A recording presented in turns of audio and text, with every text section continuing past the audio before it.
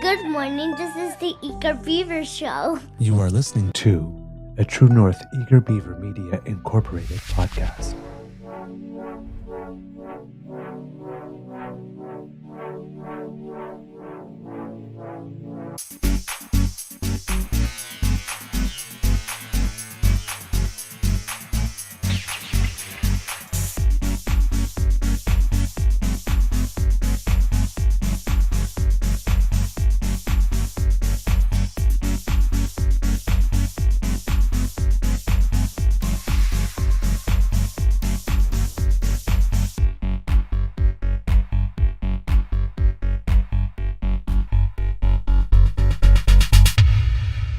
The True North Eager Beaver podcasts are proudly brought to you by our founding sponsors, the Miss V Mysteries from Corvid Moon Publishing, your source for science fiction, fantasy, and cozy mysteries featuring a broad diversity of characters.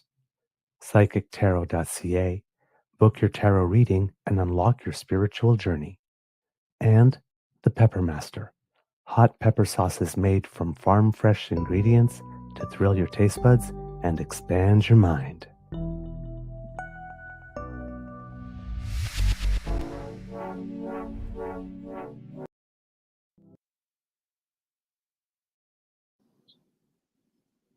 Well, good morning and hello, kids, and welcome to season 5 and episode number 647 of the Daily Beaver Morning Show. 100% Canadian. Today, recording day is Wednesday, May 14th, 2025. And again, it is a gorgeous day here at the Beaver Lodge. Beautiful sunshine shining bright, gorgeous blue sky, not a cloud in it. Hope we'll get a little warmth to go with this, and it will be just a perfect spring day. I'm your host, the Eager Beaver, pronouns he, him, hey, Mr. Beaver, eh? And with me, as always, is my good friend, Mr. Grizzly. A big thank you goes to our podcast founding sponsors, the Pepper Master, the Miss V Mysteries from Corvid Moon Publishing, and PsychicTarot.ca. I was going to say the old name there. I caught myself just before I said it. But before we do anything else, today, kids and cubs, Mr. Grizzly, how's your mental health today? And again, we did not coordinate. No, we didn't coordinate. Mental health, I think it's going to be good. It's a beautiful sunny day here in Canada's capital. It's currently about 14 degrees and warming up. I don't know what the final temperature was. 28 yesterday, so it was a nice and toasty day. And I spent too many hours of it behind the computer trying to fix this damn thing, and it didn't work out. So I just ended up doing all the production work I needed to on my laptop, which is not satisfying because I bought this machine for this purpose. Yeah. But it's since the software update. Don't update the software, by the way. When it prompts you to update the OS, don't do it. There's going to be more patches coming in. It's a nightmare, and I've had to delete software. I've had to delete programs just to make it work. So don't bother. Anyway, yeah, I spent too many hours yesterday in here in the studio trying to fix things, and finally just said that the hell with this and did it on my laptop in 5 minutes. Yeah. I'm sorry. Hours trying to fix it. Hours trying to fix it with absolute frustration, swearing at it. For some reason, it keeps signing out all of my YouTube Gmail accounts. I have multiples, right? Because I have different. No, it keeps signing them out. It's like suspicious activity. What's suspicious about me signing into my own goddamn account? I've had to sign into Restream the last 2 days. Normally, I just click the button and I come right in. I've had to enter the credentials the last 2 days, and there's something weird going on. Well, we're in 1080p. Yeah. But I had to create a whole new studio to do it. Right. Yeah. I'm like, what? What? I looked at another studio and 1080p. Okay, well, let's go back to my. No, it's only 720. Okay, let's just create a whole new studio. We'll delete the old one, and now we're in 1080p. I'm like, I don't understand what the hell is going on. The other day, I was doing some banking, and they gave me this form that they want you to fill out online, but you need like the Adobe Acrobat sort of like PDF filler. This, and it was not working because it wanted me to sign and date, and it would allow me to sign, but it would not allow me to frickin' date. Yeah. And this thing that should have taken 5 hours just to fix your signature and put a date, 5 minutes. Put your signature in and like this and put a date. Took me 2 hours to freaking figure out. And then I send it back. And after that, they look at me and they say, "Oh, we're so sorry. Your particular bank from which we're looking to transfer these funds require you to actually manually sign it. You need to print it out, sign it, scan it, and send it back." Why did you not tell me that before? I spent 2 hours trying to figure a workaround to get the damn thing dated. Yeah, Ah, you really do wanna punch things, right? You do, because it's like, this, come on. It's supposed to make my life simpler. You're making it more difficult. I had to figure a workaround. I had to contact them because then when I sent it in, I didn't get something saying that we've received it. Like this, then they said, "Well, we did receive it, but we can't do anything because it's not dated." And I said, "Well, your software won't allow me to date it." So I find a way to work around it by actually changing my signature block to the date and then putting my Yeah. signature block as a date into the date square. I finally figured that out. Do that, and they sent it back, and then it's like 2 after that. "Oh, your bank requires an actual hard copy with a physical signature." I wanted to throw something through a window. They So they should they should list that at the beginning. Like, literally. if It's you like, bank "Oh, with if you bank institutions with." and credits, Yes. Like, that's a huge oversight on their part, and how much time of your life did you lose wasting because of their well, like I said, ineptness? 2 hours trying to fill Yeah. it out like this, and the transfer is supposed to take about, like, 20 days, right? So and, of course, now that we're, like, everything is email, I no longer when I was in university, I had the printer scanner right next to Mhm. my big desktop computer, but I don't have a printer scanner. I don't remember the last time I printed anything Well, I out, print a lot of stickers, and, yeah. but I don't I used to print, like, concert tickets or whatnot, but now it's just direct to phone, right? Yeah. You get a QR code on your phone. So I don't remember the last time I've actually had to print something. I've always been able to fill out something online and then send it back through. So it's like I don't have a print one. The last one printer, like I didn't get a new one, and it's like okay, now I gotta take this file, bring it somewhere to actually have it printed on a piece of paper, sign it like this. Then at that place, have it scanned so that it's a file again, so that I can send it. This is really freaking complicated all of a sudden. Yeah, you gotta reach out to your bank and say, "Hey, guys, it's 2025. Come Don't on. do Come on. it. Come into the 21st century. Why are you making me print a document to sign it? I don't have any ink in my printer. I haven't used it in years." Right? Like, and I know lots of people are like, "I haven't used my printer." I actually I ended up buying a Don't new know how to printer. hold a pen anymore. Well, I bought a new I printer last summer, right? can't. And it's one of those EcoTank style printers. And it was a really good deal. It was regular $3.99 on for, I think, $1.99. And I can print 7,000 full color photos, full page, before I need to replace the ink. So Mm, I'm good, right? yeah, My previous printer was a printer, scanner, fax, blah, blah, blah. And I paid like, I don't know, $100 for it or whatever it was. And it was inkjet. And it was good, but ink dried out and it yep, ran out. And it's yep, like, I'm not paying $40 in ink cartridges just so I can print a damn document. yep. So I picked up, we were moving offices and they're like, "Here's a laser printer. This is going in the garbage." I'm like, "Why? What's wrong with it?" They go, "Well, we're not using it anymore, so we're going to toss it." I'm like, "Can I take it?" They're like, "Yeah, go ahead." So sure enough, I got it home, ran it through the ringer, works. So I Yep, can print, but black and white only. But I don't care. that's fine. If I need to print a document and you need it to be in color, you can go to hell. A document? No, I'm sorry. I'm not printing a document in color because you like it that way. Don't charge me extra money. It costs me time and effort to do this. Come Right. on, you know. I know. So yes, get some Cubs. It's mental health month. Technology. Yeah, When it works, though, however, we love it, don't we? yeah. When it works, when it works. And today, particularly, uh, because I know that there are a couple of kids and cubs in our audience who, like me, are former foster children, it is National Child and Youth and Care Day today.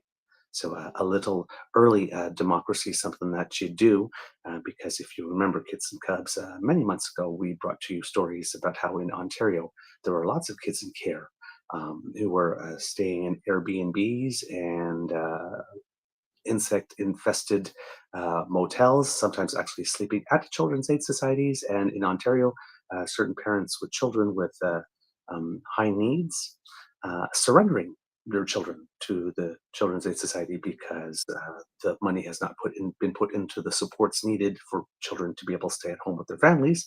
And parents who are desperate, not being able to provide those services, are handing their children over, saying, well, you guys have the services, so you help. And those services aren't there, even if they are in care, because the services are not there. They've just not been funded for anyone in care or out. So we brought you all those stories, and we asked you to write to Michael Parsa. At the time, I don't know if he still is the minister responsible for children, because there's a new government that was sworn in. But if you have the time, Kids and Cubs, and if you're in Ontario or in any other province, by the way, look up who is your Minister of Families and Children, and write and ask that we do better by our kids in care, because they are often the ones who fall through the cracks, because everybody thinks of children with their families, or children even with single parents, or children with special needs, but nobody thinks about the children who are actually living in foster care or with guardians. All the policies just seem to be written not for them. Clearly. So if you have time to put some pen to paper, given that it is National Children and Youth in Care Day, how about writing your elected representative and demanding better treatment for kids who are already starting life a little lower down the hill. All right. Kids and Cubs. Before we get into cabinet stuff, because it was cabinet, we have been talking lately about some recounts and things of the like. And we had reported that in the riding of Terrebonne, just one vote. One vote. It's crazy. Yeah. One vote. Made the difference. And it's a judicial recount. So judicial recounts are supposed to be final, and they're supposed to be unappealable. Except this one might not be over. Because it was a little something that happened at Elections Canada end with regard to certain mail-in votes that may have created a situation where this one might have to go through a step or two extra. Mr. Grizzly, if you have the not over clip, there's a little segment of it. But yeah, it seems that there was at least one person, because one vote made the difference, that tried to vote, and her vote wasn't counted. A resident of Terrebonne in Quebec is wondering if her vote could have made the difference in the election. But her vote didn't count because her mail-in vote was returned to sender. It turns out that there was an error in the label with the address that was provided by Elections Canada for her. C'est Élections Canada qui a collé cette étiquette-là sur l'enveloppe. Fait que, tu sais, j'avais rien à remplir. J'avais juste à mettre mon vote là-dedans. Elections Canada says they are investigating and acknowledge that there was indeed a mistake and the postal code printed in the envelope was wrong. The riding of Terrebonne has gone through a vote count roller coaster, flipping back and forth between the Liberals and the Bloc Québécois. On election night, the riding of Terrebonne first went to Liberal candidate Tatiana Auguste by 35 votes. But after a standard validation process, it flipped to the incumbent Bloc Québécois MP Nathalie Saint-Clair-Desgagnés by 44 votes, which triggered an automatic judicial recount.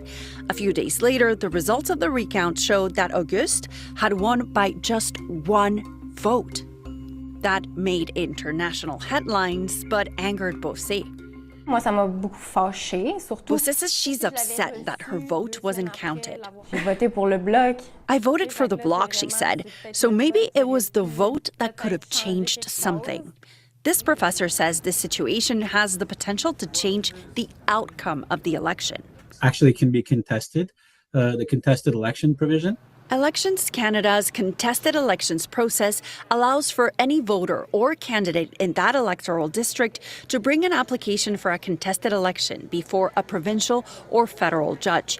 The judge determines whether there were any irregularities and either dismisses the application or annuls the results of the election. The provision actually talks about corrupt or illegal practices and things like that. But I mean, this doesn't apply here. But what does apply here is the irregularity one, right? It says that if there is any type of irregularity that has an effect on the result, then the person can actually contest. The Bloc candidate in Terrebonne says she's now evaluating.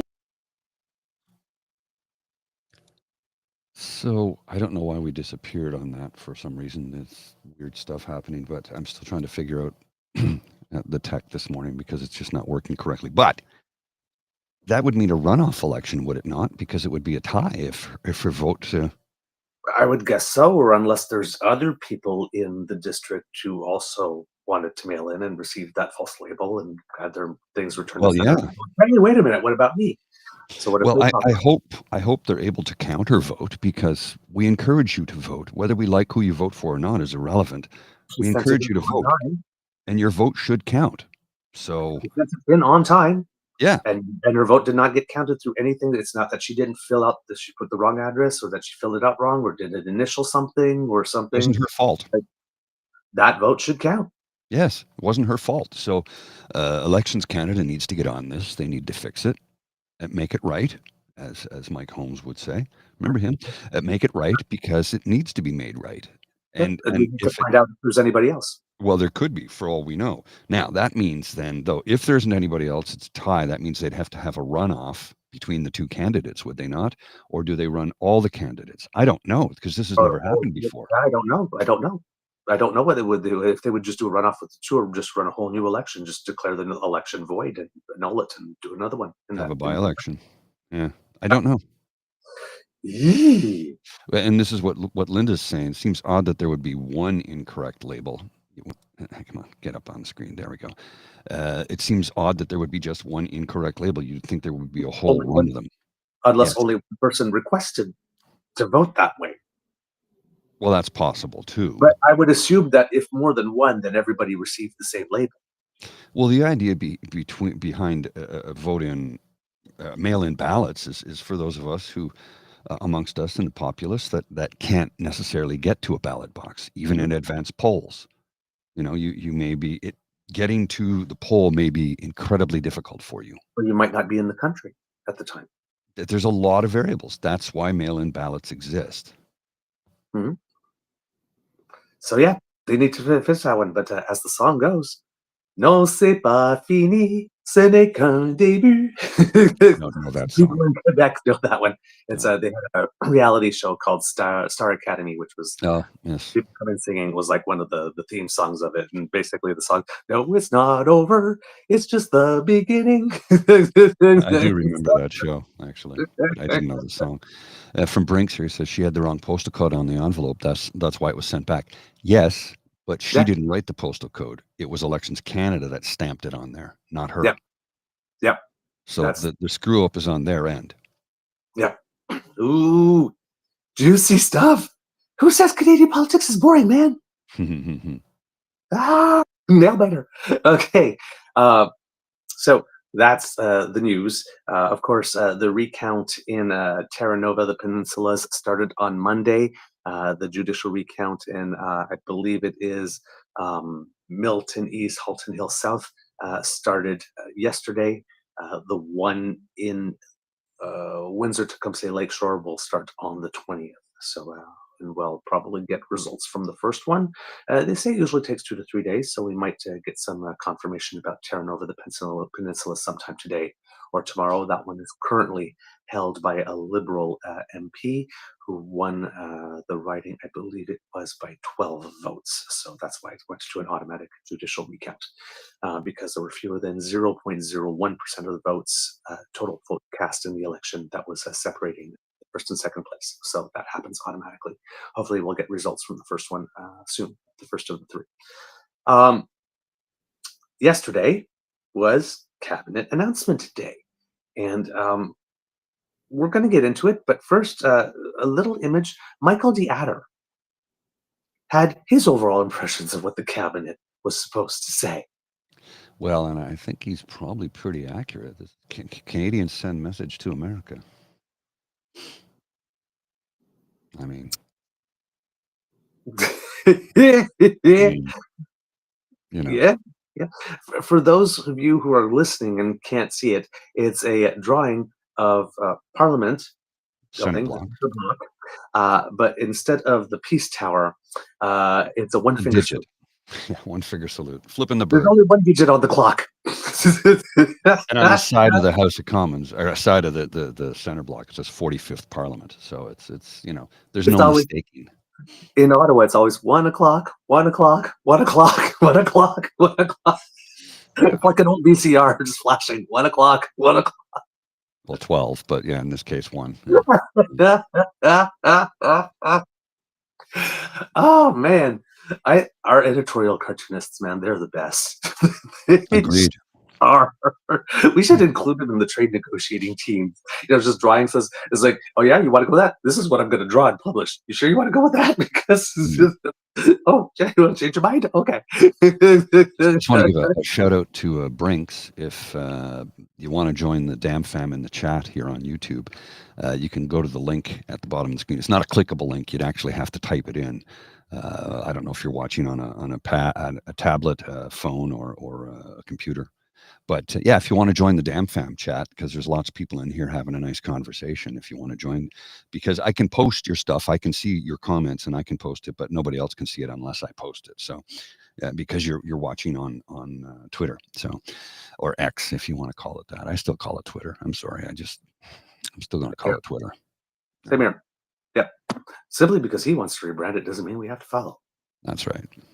Do not obey in advance. It will forever be the share. So there you go. All right. So we get to cabinet, ladies and gentlemen. Mark Carney made some announcements, and then we got some reaction. Overall reaction from the punditry seems to be pretty positive. Some pundits have made some comments that are rather valid about certain things, such as, for example, there's a difference between forming a cabinet as a party leader. Like this now, of course, if you're forming a cabinet, you're always prime minister. But when you're the prime minister and you're the party leader. So there's forming a cabinet as a party leader, and then there's forming a cabinet as the leader of a nation. Sometimes what the nation needs can sometimes cause some problems internally for you as a party. So there was a lot of people who were left out of this cabinet. For example, Jonathan Wilkinson, who is the minister of, I believe, natural resources and energy, who is very skilled, very able, very competent, was thinking of running for the leadership, but decided not to, was one of the first people to endorse Mark Carney, and was left out of cabinet. And based on the word on the tweet, none too happy about that as well. So there are a couple of people that are not happy with the fact that they've been left out. There are a couple of people that have made some statements online that could be considered to be a little bit undercutting. But, lots of people with big feelings on a day like this. So that's kind of natural that some of these things would happen. So there's obviously going to be some caucus management. There are 11 people who had portfolios before who do not have one now. One of them, Kamal Kara, is because she was not reelected, so that one was kind of easy. But the other 10 are still with the party, and they did not get the call up this time. So I'm sure that there were talks and stuff that happened before when it was announced, but I'm sure that when you're coming into your administration, it's not like you can have like 3 or 4 hour conversations with everyone. You go through all the feelings and help them process them. So some people, Nate Erskine Smith, for example, who was brought into cabinet by Trudeau near the end as housing minister and was doing a good job because he also ran for the leadership of the Ontario Liberals and had his housing plan in that context. And people saw, Martin Crombie saw some good ideas in that, and she took it, and then Trudeau saw some good ideas and then elevated him. And then Mark Carney kept him as the housing minister in that sort of like interim cabinet in terms for the election. So we thought he would stay, but nope, he's gone. No, and he's voiced his opinion about it, which I don't think that was a good idea, dude. Like, I understand what you're feeling. I get it, but you've assured yourself you will not have a cabinet position by doing what you did. See, and here's the thing that's my thing is I read it first and I'm thinking, oh gee, man, I'm really sorry this happened, because I mean I would have loved for him to stay there too. I mean he did in terms of developing the plan. But it's like, stay strong. Look, this, when you're in government, there's always going to be a cabinet shuffle at some point. Like, you might get the call up. He's assured himself of not getting one now. And then that's it. He may have assured himself of not getting the call up. So there are certain people like Nate Smith. Let's say it is a 2-year government, because we'll go back, because he doesn't go get himself a majority somewhere along the way and something happens. Would not be running again. And if it does if Mark Carney does somewhere along the way secure a majority, this is probably a seat that he might leave a year and a half and then have a by-election or something, because he did not want to run again. There's also the possibility for Nate Erskine-Smith as well that there could be a leadership review within the Ontario Liberal Party, and the Ontario Liberal Party decides not to keep Bonnie Crombie, and that position opens up again for him. Which could very well be the case. You did the first time. How do you like me now? Because he would be good. Now, other people have made the point, though, however, that it's almost better that he is not in cabinet, because then he can continue being the maverick that he is. Another reason that Nate Erskine-Smith might be feeling a little slighted, however, is because Nate Erskine-Smith has a podcast called Our Commons. I think that is very, very popular. And he also had Mark Carney on pretty much as soon as he came on board, and said that he was do this kind of stuff, or as soon as he became leader. I can't remember which one it was. So very early said, "Hey, new guy, come on over here. Let's see what we can do to get you some profile and all that kind of stuff." And yeah, got dumped. There's another person, Terry Dogood, who also came in. I think I'm not sure if he came in with Mark Carney's sort of a shorter cabinet or with Trudeau's, but had a position in there as Minister of the Environment. Already did some decent work in that on the day that Danielle Smith met with Mark Carney and sabotaged him by having that little embargo press conference, and then releasing basically a hostage demand list of 9 things, most of them which are impossible or unconstitutional or something the purview of the Prime Minister to do, or else she would hold the country hostage, which she is doing. Because she's an adult. Yes. Well, there's a little news on her. Turns out that Peter Guthrie, the MLA, who had some issues with the Athana Metsalopoulos AHS thing, and wanted that process to go through, and then Danielle kicked him out of cabinet. Well, it turns out he was speaking yesterday, and there might be something having to do with her husband getting some contract having to do with some train somewhere to Banff in Calgary. So yeah, you have the Justice Minister Amory, whose wife's cousin is Mr. Sam Raish, who doesn't seem to see any problem with the fact that Mr. Raish is getting millions and millions of dollars in contracts, even though it's related to a member of cabinet, although somewhat distantly. And now it would appear that the husband of Danielle Smith has gotten some inside tracks too. Danielle Smith, of course, got very, very, very upset and stood up in the legislature today and demanded that the slander and smears stop, because all of a sudden she has problems with slanders and smear when it lands at her doorstep. Now she wants the slander and smears to stop. With the insinuations and the innuendo. Now she wants it to stop. Because it's Hypocrisy. Thy name is Danielle Smith. from the Department of, you can dish it up, but you sure can't take it, can you? Yeah, no kidding. So there might be some stuff going on there. But yeah, Terry Duguid on that day when she said, we demand this, and then about the emissions cap, and then like quietly while she was doing that said, yeah, the emission cap is staying. Thank you very much. So that guy who did carry some water in a short time for Mr. Carney, and was also, turns out, you'll never guess what, the campaign coordinator Mm-hmm. for the election campaign in Canada that has received the most votes in Canadian history. That's another thing that Andrew Scheer does in his little interviews, by the way, when he keeps on saying, hey, we got our vote share up. Yeah, but the Liberals scored the most votes in Canadian history of any party ever. They don't acknowledge that. Don't do it that way. Acknowledge that. Well, that guy, Terry Duguid, who was the campaign coordinator, didn't remain in cabinet. That's an interesting thanks for someone who coordinated the campaign that earned the most votes ever for your party. Yeah, I don't know what's going on there. Terry Duguid also wrote a letter, seemed to be gracious. So, like I said, he maybe made the right decision for the nation in terms of who was the Minister of the Environment, and it maybe wasn't Terry Duguid, but you got to have a couple of things to mend over party-wise.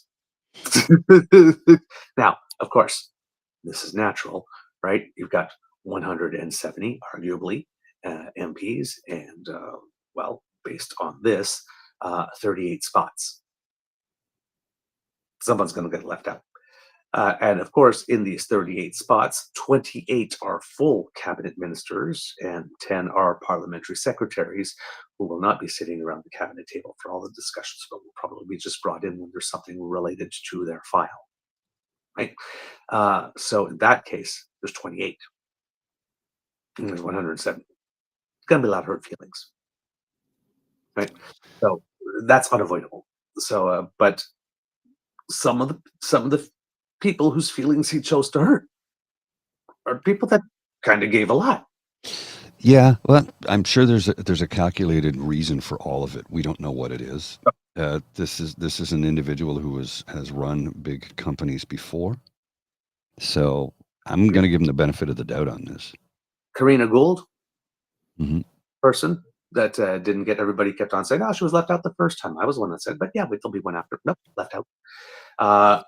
Wondering if the reason that Karina and Nate were left out is that they're a little more on the left side of the party. Karina supported a UBI, even though Mark Carney in literature has stated that he supports it, and Nate Smith is a little more social justice. And maybe Mark Carney is just trying to give the Conservatives absolutely nothing to bite on whatsoever by sending no signals that his cabinet is leaning left in any way, shape, or form. Possible. It might be a strategic thing. I'm not sure how good that's going to do because Conservatives complain no matter what. Right? Danielle Smith is already not happy with the new environment minister, even though I have no idea who she is. But Danielle Smith really knows who she is and has a lot to say about her already. Of course, Danielle Smith, like I said, needed to distract from the fact that her husband might be on the takes yesterday. So it's maybe very convenient that Danielle Smith already hates the new environment minister. It may have, Mr. Brusen, just between you and me, that might have nothing to do with you. Just, it's her, not you. Just Yeah. so you, especially yesterday. She was a little, she was a little testy yesterday. She was a little touchy yesterday. A little bit. Danielle was a little touchy. So it's not personal. It's not personal, Julie. Okay. So I have a couple of tweets here before we get into it of conservatives showing us they can change. Uh-huh. Yeah. Just a second here. Working on a couple of things in the background. Conservatives can change, can they really? I don't know that that's actually true, to be honest with you. Hey there, Nathan. Come on, man. I can change. Let's play.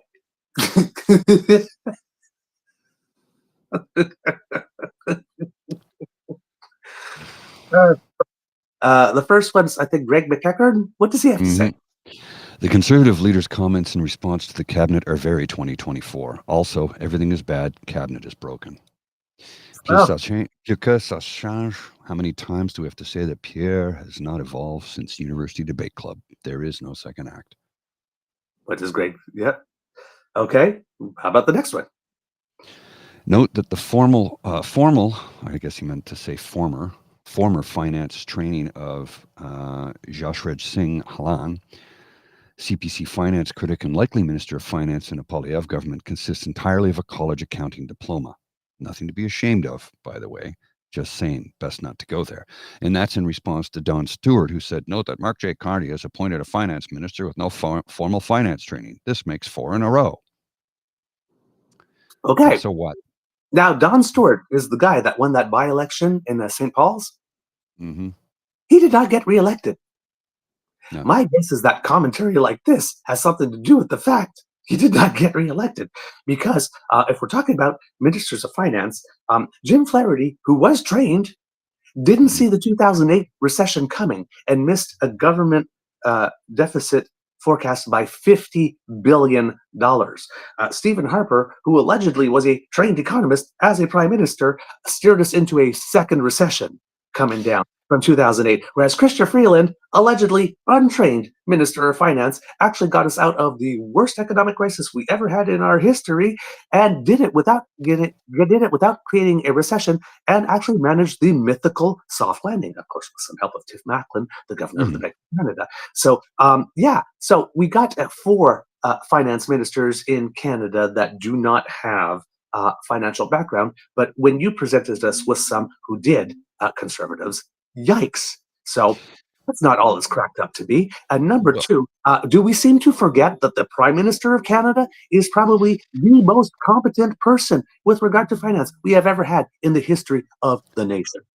All they have to do is the finance minister is going, I'm not so sure about this. And their support staff, which does the work, by the way, they can just call the PM and go, could you have a look at this? Because I'm a little off on this one. Could you have a look and let me know that I'm doing the right thing here? When was the last? I mean, we have had, I believe, one Minister of Defense that had actually served in the military in Canada's history that I'm aware of. One. So it's like, oh, well, you're not trained. Most of them are not trained in the cabinet position or the files that they're given. Most of them. The vast majority throughout the history of the nation are not trained in that particular file. That's why they have a staff. You understand that you might be the Minister of the Environment and know nothing about environmental studies. Mm-hmm. You don't need to. You learn the file while the support staff that you have brings you along. Oh, and there's also these people in the parliamentary library called librarians that do all that research for your team. I have a friend who is a parliamentary librarian. Yep. That's what they do. They do the research. They give you all the information so you can make an informed decision. None of them seem to understand how this works, or they know how it works, but they want to keep Canadians in the dark. They hope continue to gaslight and lie to them so that you will believe the bullshit that they spew so that you will vote for them next time. Yep.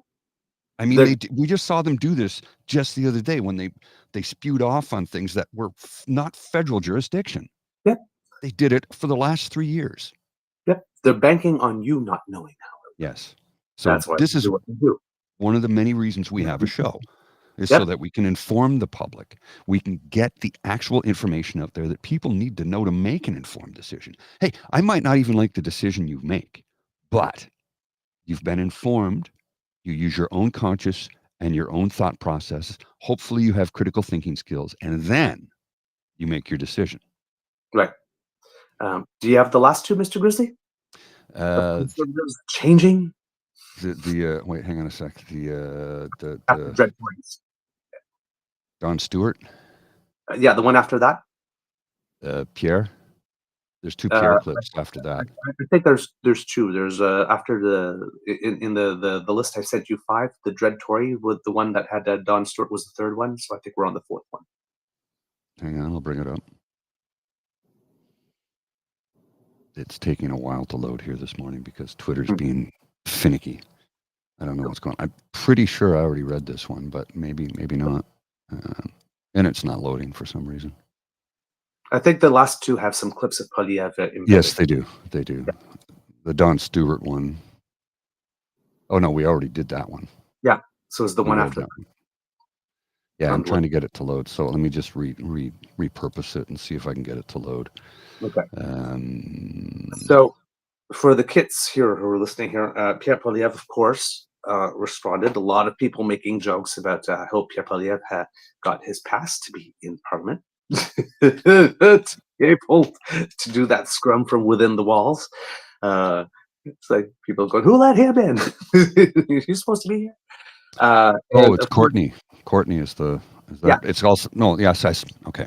Here's where the confusion. Here's where the confusion lies. Courtney's tweet also has a video clip. That's where I was confused. I did have it up and ready to go, but we weren't communicating correctly. So just give me a minute here, and I will bring that up for you all to see. So it starts off. Yeah. What the hell just happened there? Oh, for Christ's sake! Don't worry about it. Don't worry about it. Don't worry about it. I got it. I got it under control. So Courtney Theriault tweeted this. CPC leader Pierre Poilievre asked about an approach he'll take with the Liberal government. Says he will celebrate if government adopts good CPC ideas and fight against any ideas that go against the good of the country.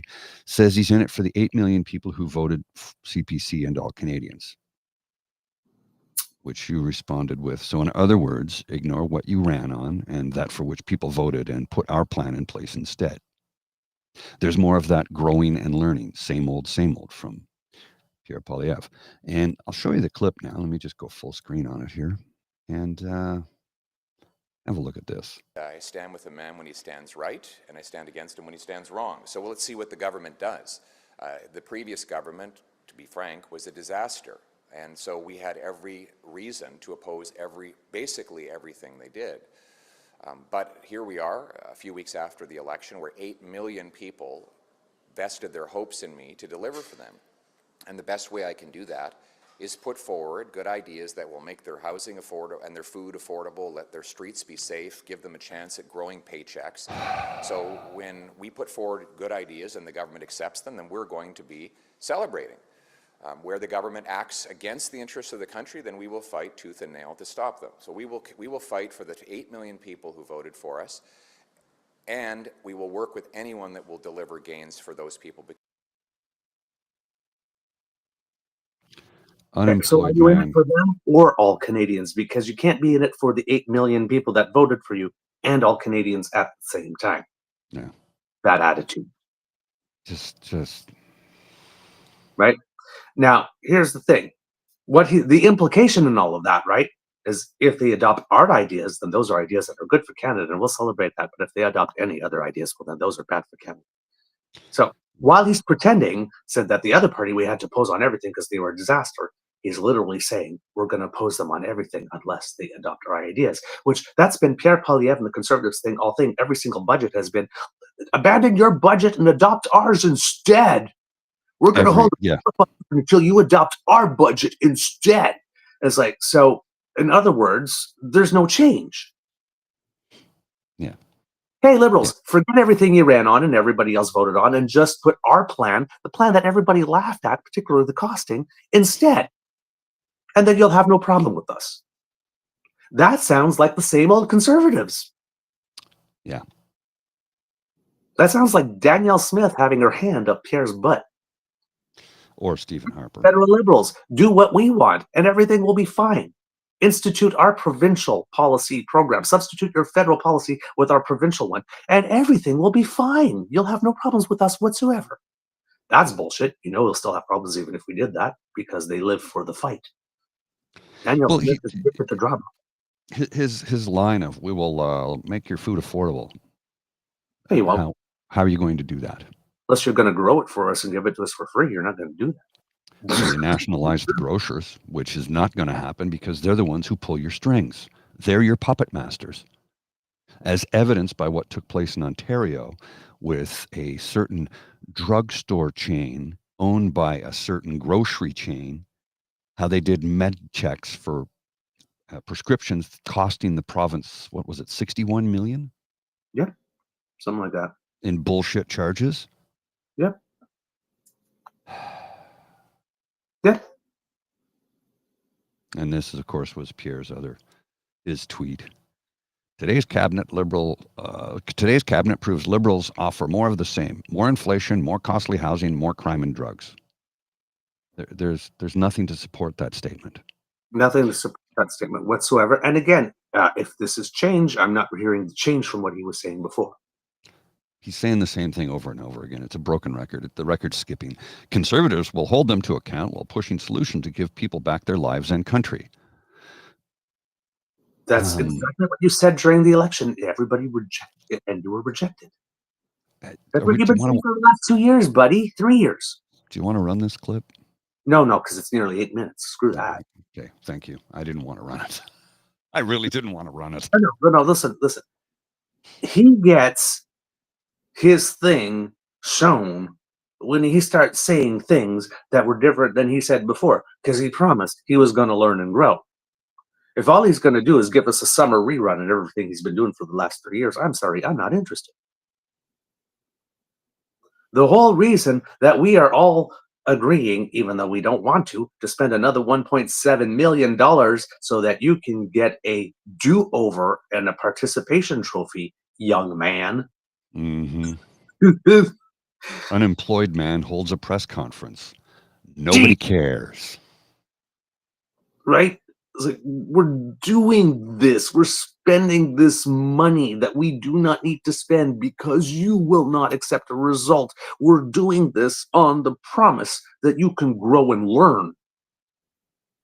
We know you can't. You know you can't. Because you've shown no evidence of it in 20 years. I want to share this from Uncover the News, who reposted it on Blue Sky. PM Carney's cabinet is out, and it's purposeful. Meanwhile, Poilievre held a press conference because, well, he's unemployed, irrelevant, and needs attention. And the response to that is Poilievre's new slogan: "I'll twerk for work." Damn. Which is effectively what's happening.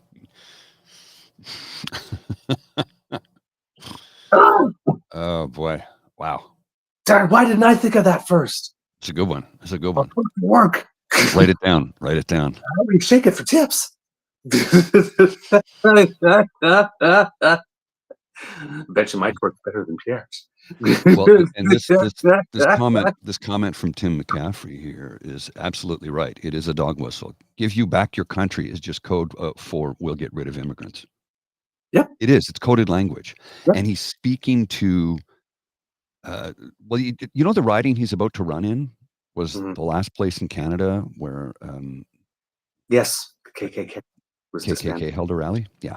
They were disbanded, but yeah. Canada first.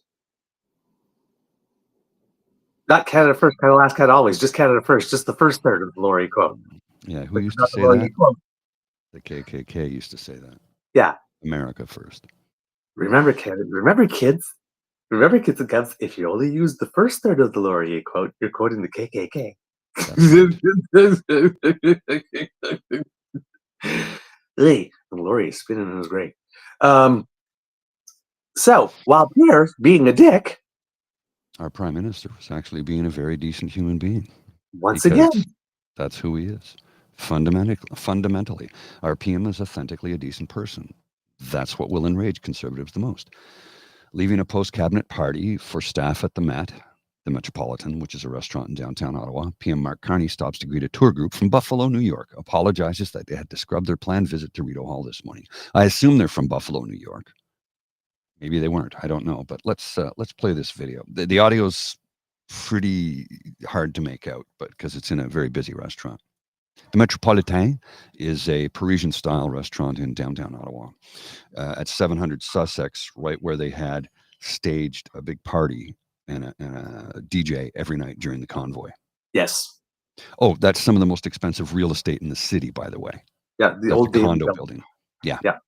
Where the Daily building used to be, exactly. Right next to the Chateau Laurier. Yeah. I can tell you anybody. So you came up from Buffalo, is that right? Giving us hope. You're giving us hope. We're giving up. I know, that's what I heard.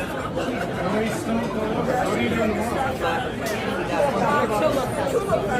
Oh, good. Oh, the mint's good. Oh, real. Like I said, it's hard to make out the audio there, but he's like, so. But basically, it was a tour group that was supposed to visit Rideau Hall, and then, suddenly, they couldn't go because, there's cabinet swearing in, so sorry, Rideau Hall's not open. So he went and apologized. Instead, they got an audience with the Prime Minister. I thought that was, well, what was interesting about that too was the fact that the folks sitting at the table said, "You're giving us hope." Right. You might not have heard it. It was difficult to hear, but one of the ladies sitting at the table said, "You're giving us hope." So now you've got timestamps here for the next thing, but I don't have a video clip for it, sir. Oh, I did not include it. No, okay. No. Yeah, no worries. I got that for you. I'll hook you up. While you're doing that, I do want to show you this headline, I'll show you the headline and I'll tell you my thoughts on it immediately. Ew. This is interesting. This is from the Associated Press.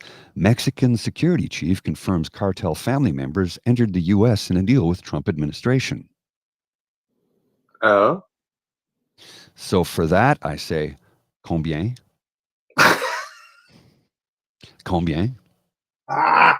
Combien de l'argent? How much money was paid off for that? Oh, and I heard through the grapevine, it seems that the people in El Salvador who were all too willing to accept prisoners in exchange for a certain amount of financing and stuff like that, all of a sudden have maybe realized that there might be some international law issues with that, and it seems that they're not so keen on doing that any longer. All of a sudden. Mm-hmm. El Salvador doesn't seem to be all that willing to be. Are they not getting paid the same amount of money they were in the beginning? Because they were getting paid to take those people, right? So I wonder. Mm-hmm. Yeah, little just a little bit of interesting things there going on. So of course with IQ 47 and with China, that was the other thing that we were talking about because he was having this big announcement with regard to China, and it seems that the 145% tariffs that he imposed on China have been dropped to 30%, and China's retaliatory 125% tariffs have been dropped to 10%, because at 145 and 125, basically all trade between both nations has stopped. So now it looks like there's going to be some little bit of trade. There's some a little bit still going on, but yeah. But that's pretty much the extent of it, because China pretty much said, well, hey, it's like, we're not talking to you until you lower them. So he lowered them. Now, the stock markets reacted really, really well because of that, because the reason for that is that the chatter going on was that Trump was looking at lowering it down to 80 only. And everybody was saying, well, gee, why did he say lowering it to 80 before they actually got into a room together? He just blew all his leverage. What a dumbass. Turns out he came up with 30, which rather than 80, which was way more than the market was expecting. So the market went, yay! It's only 30, not realizing that 30 is still way much more than zero. But that's what Trump does. Tries 145 and then knocks it down to 30, and then all of a sudden you're so grateful for the relief. You don't realize that you're still getting fleeced. Well, you had a better deal under Biden. It's 20% under Biden. Well, and another thing that he went off about his how he's going to sign an executive order to lower drug prices. Yeah, that's not worth the paper it's printed on. They're private corporations. He's like, well, what we'll do is get them to raise prices around the world, and then they can lower prices here. Oh, so what you're saying is you're going to bankrupt these countries, because what will happen is countries around the world that have low prices on drugs will just produce them domestically. Generic brands domestically. And that'll be the end of that. He cannot force these companies to lower their profit margins because that's what he's asking them to do. And they won't do it. Why? Because of greed. Yep. And yesterday, as we mentioned on the show, that deal with the UK is making certain automakers a little upset because the UK has been authorized to be able to export 125,000 cars per year, I think it is, to the United States at 10% tariff as opposed to 25% tariffs that the American car makers are having for parts that are not fully American or not American enough. And as we mentioned on the show, but Mr. Grizzly was gone, so I'll do a little test. Mr. Grizzly, can you name a British car company? Vauxhall, Jaguar, Aston Martin, Rolls-Royce? Range Rover, Rolls Bentley? Royce. Yeah, Bentley. Yeah, there's Yeah, I lots. wonder why those cars are suddenly less expensive to buy. Yeah. Wonder who buys those cars. I keep on thinking of there's a movie that almost nobody saw called Vibes that had Cyndi Lauper and Jeff Goldblum in it. Never saw it. Almost nobody saw it. Yes. But at one point, like this, they're running a scam, and they're in this restaurant somewhere in South America, and then they start arguing. She says, "Just argue with me." She goes, "Is not is two, is not is two, is not," like this. And then she gets up and she goes to a really rich man. And she goes, "Excuse me." But maybe you could solve this argument for us. In a Rolls-Royce Corniche, the bar opens left to right and not right to left. Is that correct? And then it's like, ooh, somebody knows what she's talking about. Right? So, that's all I heard. I could see that scene in the movie. Right? I'll have to check it out. Maybe you could solve this argument. So yeah, okay. Getting back to the cabinet stuff. Two little moments from the ceremony that we want to show. One, basically the arrival and the welcome. This gentleman here is the official secretary for the Governor General. It's actually an extremely important job. I dated someone who was in the diplomatic corps who applied to get this job. It is very, very, very prized, and not just anybody can get it. So this gentleman, even though he's a secretary, his title, don't be fooled. This is a very, very high level diplomat. Okay. Pour débuter la cérémonie, veuillez vous lever pour accueillir les ministres désignés, les secrétaires d'État désignés, le Premier ministre et leurs excellences, Prime Minister and Her Excellency the Governor General of Canada, and Mr. Whit Fraser. Oh, there's Adrienne Clarkson. Yes. David Johnston was there also, was Michael Jean. Yeah. So Jean Pierre, so was Dalton McGinn. Okay, Shane.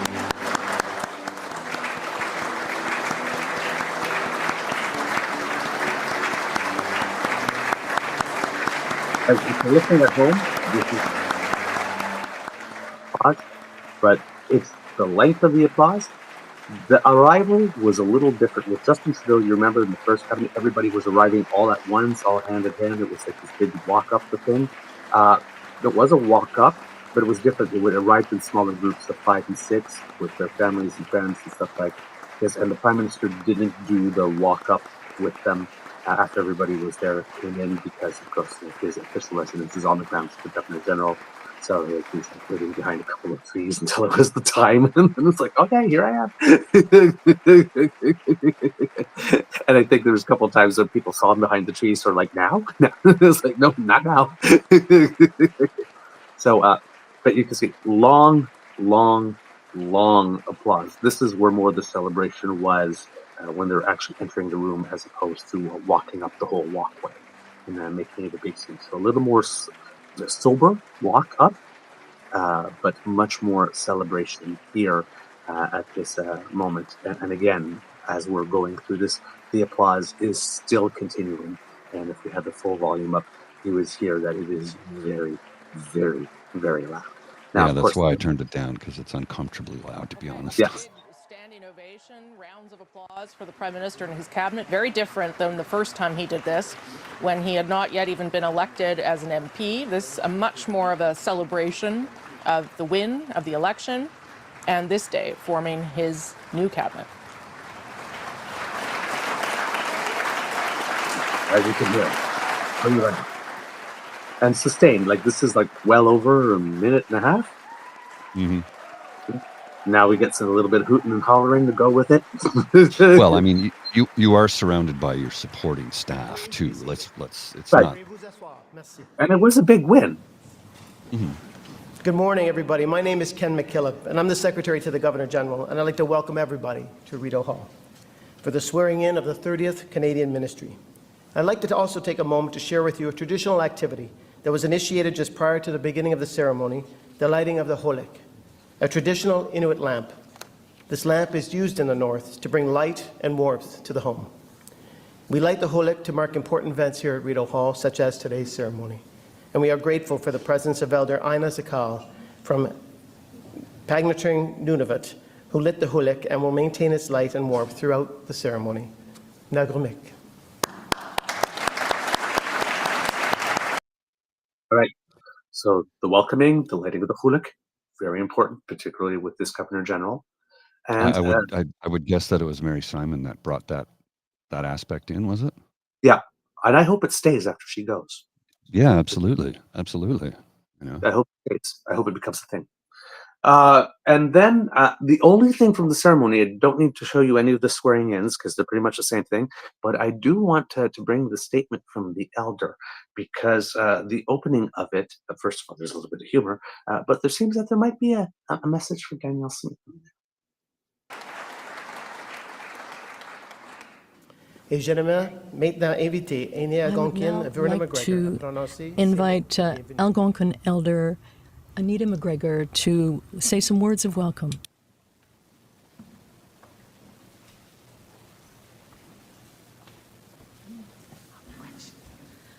Oh, Kakina, bonjour tout le monde. Hello, everybody.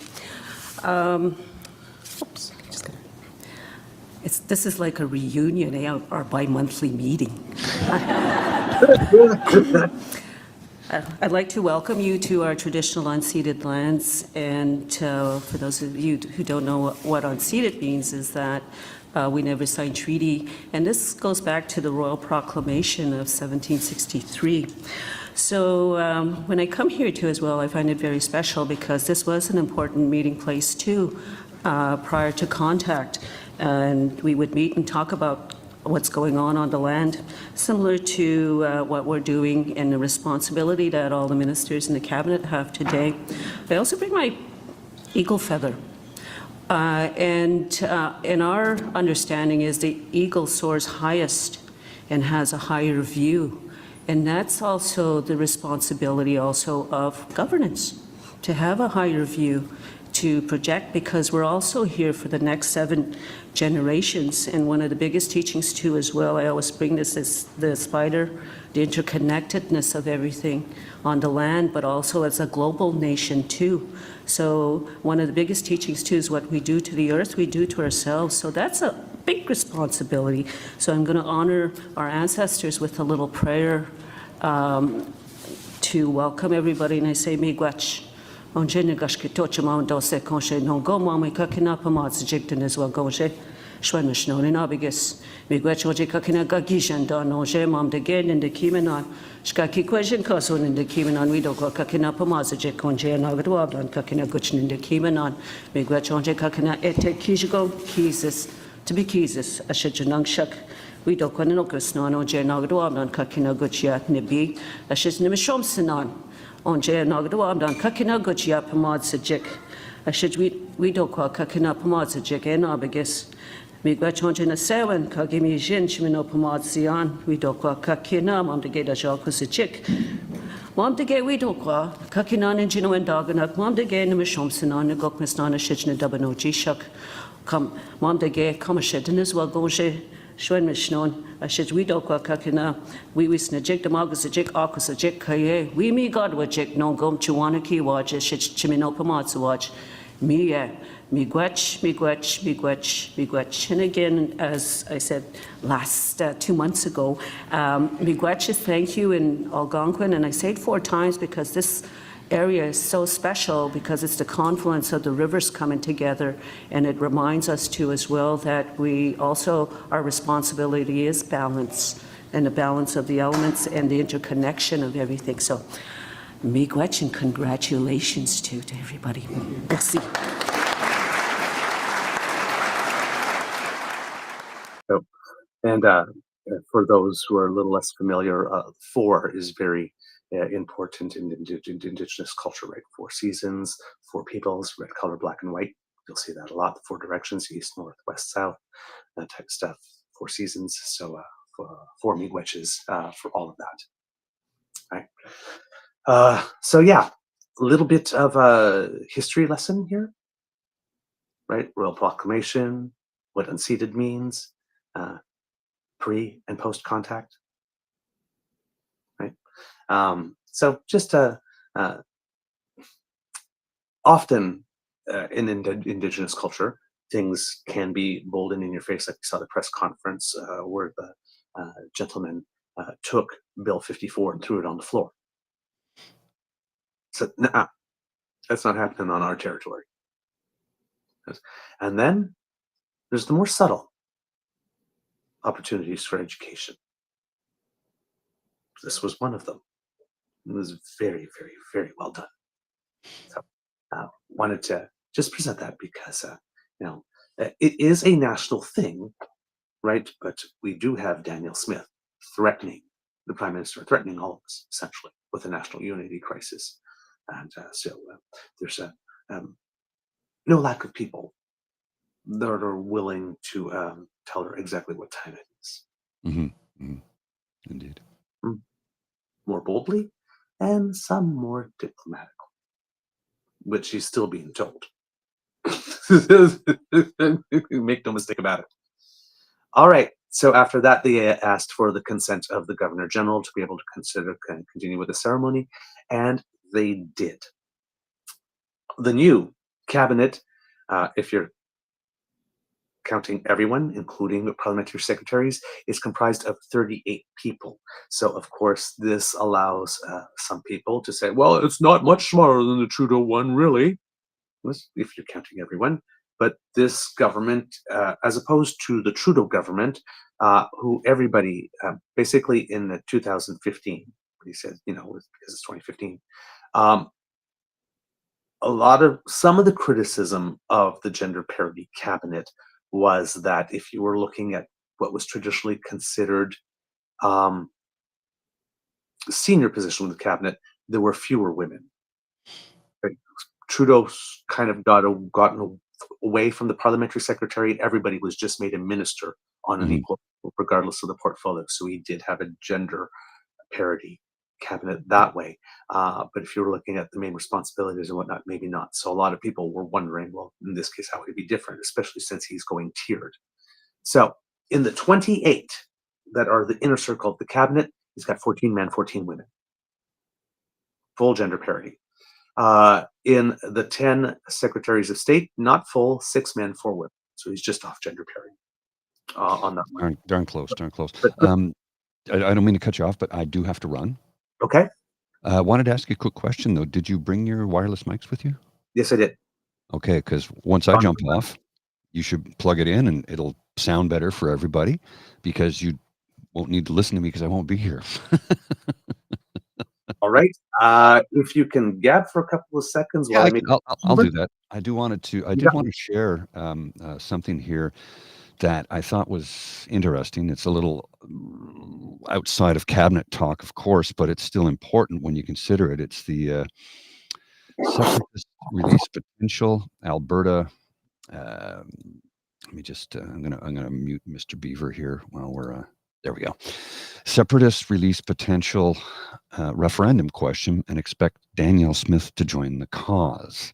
And the question is, do you agree that the province of Alberta shall become a sovereign country and cease to be a province of Canada? Yes or no? Jeffrey Rath, a lawyer for the separatist Alberta Prosperity Project, released his group's proposed question for a potential referendum on Alberta separation at a Monday news conference. An Alberta separatist group on Monday released a referendum question. I'll stop sharing that and just go back to reading it to you because you don't need to see all that stuff on the screen. But it released a referendum question on an independence from Canada that it will petition to get in front of provincial voters, but only once it has garnered support from 600,000 Albertans. That's more than triple the number of signatures the Alberta Prosperity Project would need under a new United Conservative Party government bill that makes it much easier to force a referendum on the ballot. The group also said it would push Premier Danielle Smith to allow a separation referendum later in 2025 instead of next year, as she's suggested. They said a critical mass of separatist UCP members can persuade the Premier to fast-track the referendum and to join their cause as well. The thing that this group of individuals seems to insist upon saying is that they will maintain the Canada Pension Plan. They will also get to keep their Canadian passports. They don't say what kind of money they would use, and they believe that they will have the right to continue to use the Canadian military however they see fit, which isn't right. Anyway, I got to go. Mr. Beaver, the floor is yours. Thank you so much. Well, you have to change your mic setting. It's I not. know. I know. I just had to. Oh, okay. Yeah, I got you.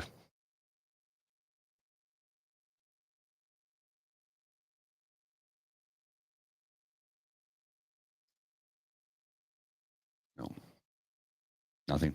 You're not. We don't hear you. We don't hear you. We don't hear you. We don't hear you.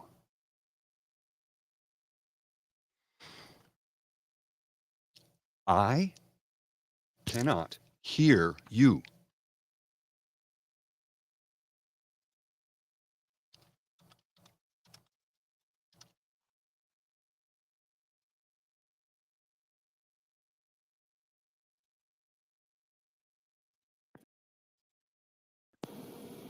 I can hear you now if you speak. Yeah. Okay. Good. Yeah, it's because it wasn't plugged in to start. Okay. You're good. Okay. Yeah, but I don't have the thing go. on now. Okay. All right. All right. So we'll continue without the mic because it seems that the mic probably has to be connected when we start the show for it to pick up. So unfortunately, no improvement in sound quality for the rest of the show, but hopefully you will still like the show. Oh, by the way, kids and cubs, if you were wondering where the boss is, always watching. For those of you who are relatively new to the show, whenever we're at the Ottawa Beaver Lodge, we keep on saying that we're getting a performance view from our big boss, Mr. Alistair McBear, over here. What's that? Oh, yes. He wants to say hello to all the kids and cubs. And he's a little sad that his favorite grizzly is no longer with us for the rest of the show. But he says hello. And now, Mr. Bear, of course, we do have to make sure that your smoking jacket is appropriately on because from where you sit, you and our audience, you share a lot. Okay. Oh, back to the cabinet, kids and cubs. 38 people named in all, right? Creates the opening for some people to say, oh, well, it's just as big. It's debatable, depending how you want to consider it. 28 in the inner circle, 10 secretaries of state. Of the 28 cabinet ministers, 24 are in new positions, and of those 24, 13 are faces that are completely new to government. Of the 10 people who are secretaries of state, 9 of them are new to government. So pretty good there. As we mentioned, cabinet, 14 men, 14 women, parliamentary secretaries, 6 men, 4 women in that. There were no floor crossers, nobody from other parties that joined, no situation like Mr. David Emerson a few years ago, who was elected as a Liberal, and then Stephen Harper announced his cabinet, and whoops, all of a sudden, Mr. Emerson's the cabinet minister, and he's a Conservative all of a sudden. just like that. And it seems that the voters in Mr. Emerson's electoral district, even though they voted for a Liberal, decided no, they voted for me, not a Liberal, and therefore, yes, all the people that voted Liberal and not necessarily David Emerson, well, I've just disenfranchised you. So there was nothing of that sort, thankfully, in this case. I'm not sure that that's how Mr. Carney would want to do it anyway. I think his style is a little different there. So yeah, it seems that the main differences between ministers and parliamentary secretaries are going to be that parliamentary secretaries won't be around to the table for all discussions. They'll just be brought in topically as needed. I believe that the boost in pay will be different. The boost in pay for minister, I think, is $100,000, and for parliamentary secretary will just be $75,000.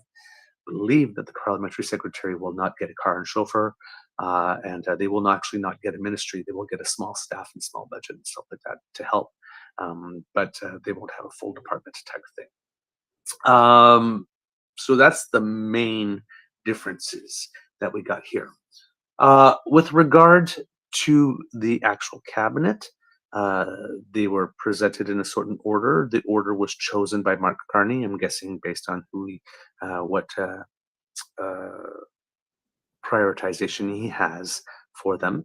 Often in the ceremony of this type, people who have already been sworn in are continuing go first, and then people who are already sworn in but changing departments go second, and then the new faces come in because the new faces have more oaths to swear at the beginning. So they're done last. So going through the list, Dominic LeBlanc is the president of the King's Privy Council for Canada, remains in that position, is the Minister for Canada-US Trade and Intergovernmental Affairs and One Canadian Economy. Often have to pay attention to the name of the departments as well.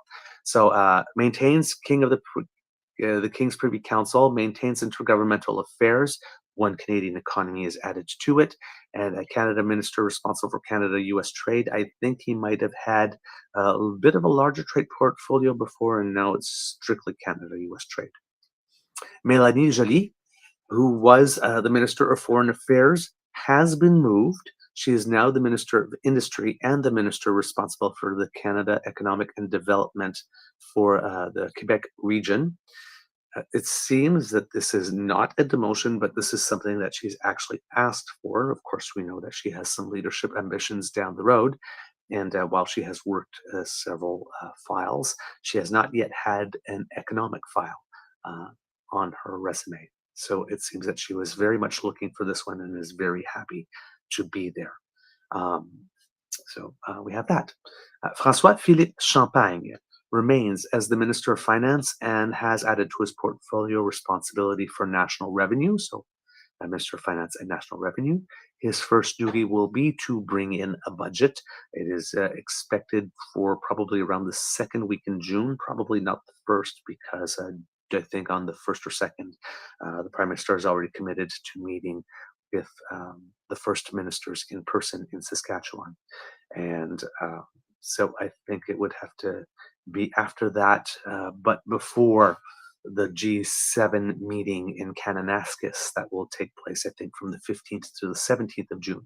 There's going to be a G7 finance ministers meeting in Canada, I think at some point later this week, but that's not the big one, which Donald Trump will be present, and he has confirmed. He made some news over the course of the weekend, I think, confirming that he would attend the G7 meeting in Kananaskis himself, even though he knows that President Zelensky has already been invited and has accepted. So we'll see. He can always change his mind, but for the moment, that's the word on the tweet, is that he will be coming.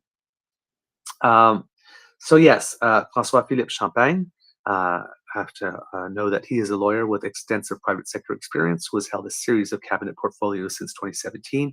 He was formerly the Minister of Industry, Innovation, and Science and Technology, or something like that, which is a department he was really great in because he's very much an energizer bunny, very personable, has a lot of networking ability.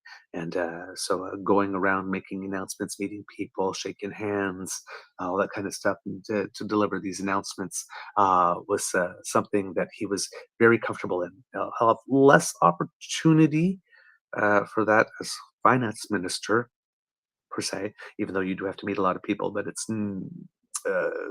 there are fewer opportunities to be up in front than a minister of innovation, science, and technology.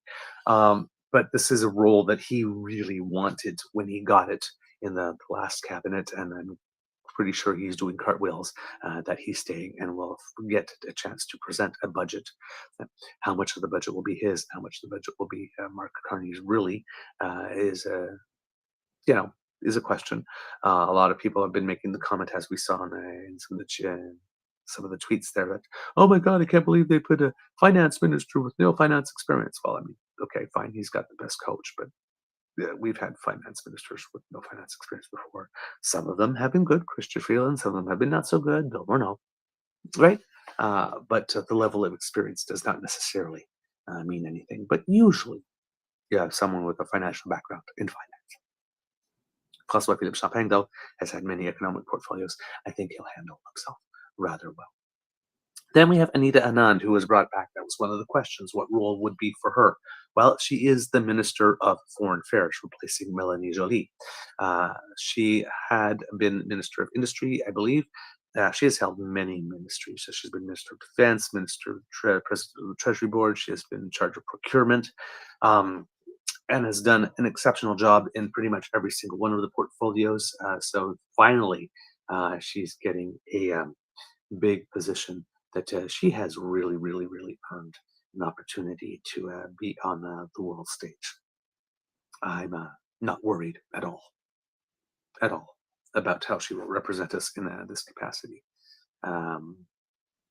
Very strong minister, very organized, extremely efficient.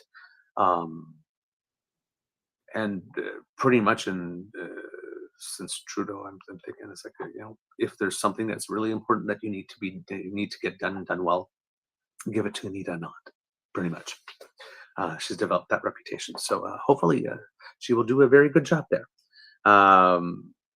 Also, not sure if that will be, I'm not sure if that's a message to India as well. We'll see. Patty Hajdu is now the Minister of Jobs and Families and Minister responsible for the Federal Economic Development Agency for Northern Ontario, which is quite fitting because she is an MP from Northern Ontario, from the Thunder Bay area. It's nice for her to see get this type of portfolio. She's done pretty well in all of the jobs that she's had, but she's had more of the more motherhood, touchy-feely type stuff, some Indigenous portfolio. I believe she used to run a women's shelter back there. So very much in terms of, being involved with social justice and things of the like is more of her background. So now Minister of Jobs and Families, there's a little bit of social justice element there, particularly on the families portion, but a little bit of an economic portfolio there too with the Jobs and Economic Development Agency for Northern Ontario. So given an opportunity to acquire new skills, perhaps Carney sees her in a higher position in an upcoming shuffle down the road after she gets this experience. One of the two problem cabinet ministers with regard to provincial relations, pretty much again Daniel Smith, a little bit Scott Moe, was Stephen Guilbeault. So as we mentioned yesterday, Mark Carney had the "How do you solve a problem like Christia?" thing. So, well, the same thing happened to Stephen Guilbeault. He was a problem we needed him to solve. It seems that he solved it by changing nothing. He remains the Minister of Canadian Identity and Culture and the Minister responsible for official languages. Not sure with Identity and Culture if Parks Canada stays in that. If that's the case, then that's pretty much the only green-related file that he has here in this, which should make Danielle Smith happy. But of course, she's decided that she's going to be unhappy anyway. Then we have, of course, Sean Fraser. Kit Elaine, I believe it was, told me to smile because for those who have watched the show, I know we're not supposed to comment on looks, but I find Sean Fraser rather handsome. So I am happy that the eye candy is returning to cabinet. Actually, there's a couple of good-looking gentlemen in this cabinet, I have to say, which again has nothing to do with the ability to do the job, but I will readily admit, even though we are not supposed to objectify people, given the amount of time I spend watching politicians or listening to politicians, it doesn't hurt that a few of them are easy on the eyes. It's a perk. But talking about the substance, I am not a homewrecker. I am not a homewrecker. I'm trying to convince myself that I'm not a homewrecker. Okay. I'm a very happily partnered beaver. But no, seriously, Sean Fraser, Minister of Justice and Attorney General of Canada and Minister responsible for the Atlantic Canada Economic Opportunities Agency. Sean Fraser wanted a file that didn't have a large stakeholder presence that required national travel. So justice would be that. Still a very important file. Right again. One that you don't have to travel internationally too much for, maybe not even all that too much nationally. Don't have to, you do have to do some consultation, but it isn't like in industry or anything of the sort, right? Or when you're in trade. So seems like he was promised that if he returned that Mark Carney would find a position that respected some work-life balance. And it seems that this one's it. We'll see how this works out for Sean Fraser. Chrystia Freeland remains as Minister of Transport, but acquires responsibility for internal trade. So she still has an economic portfolio that puts her economic experience to good use, because Chrystia Freeland has managed to build some good relationships with certain premiers, particularly Doug Ford. I'm thinking, so she'll be a good person for internal trade. And Minister of Transport, of course, it is a busy file. We don't think of it as being a busy file in the federal government, but it really is. So there's a lot to do there. Some people are surprised that she was in cabinet because there were some rumors floating around that she was being considered as an appointment as the next High Commissioner to the United Kingdom, a position for which she would be extremely well suited, given that she was the editor of the one of the editors of the London Financial Times at some point. So has lived there and has some experience, would be a great choice. Ralph Goodale, who is the current High Commissioner, his tenure ends on July 1st. So people were thinking that she might get that assignment instead. But she is back in cabinet as Minister of Transport and Minister responsible for internal trade. Now we have Gary Anandan Sangari, who was a former Minister of Crown Indigenous Relations and Northern Affairs, and I believe a former Minister of Justice. He does have a law background, and he has been promoted up to the Minister of Public Safety. So there's a very happy man there.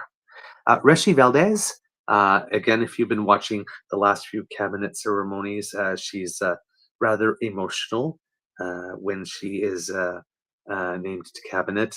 This time was no different. There was again some quivering in her voice as she was reading her oaths.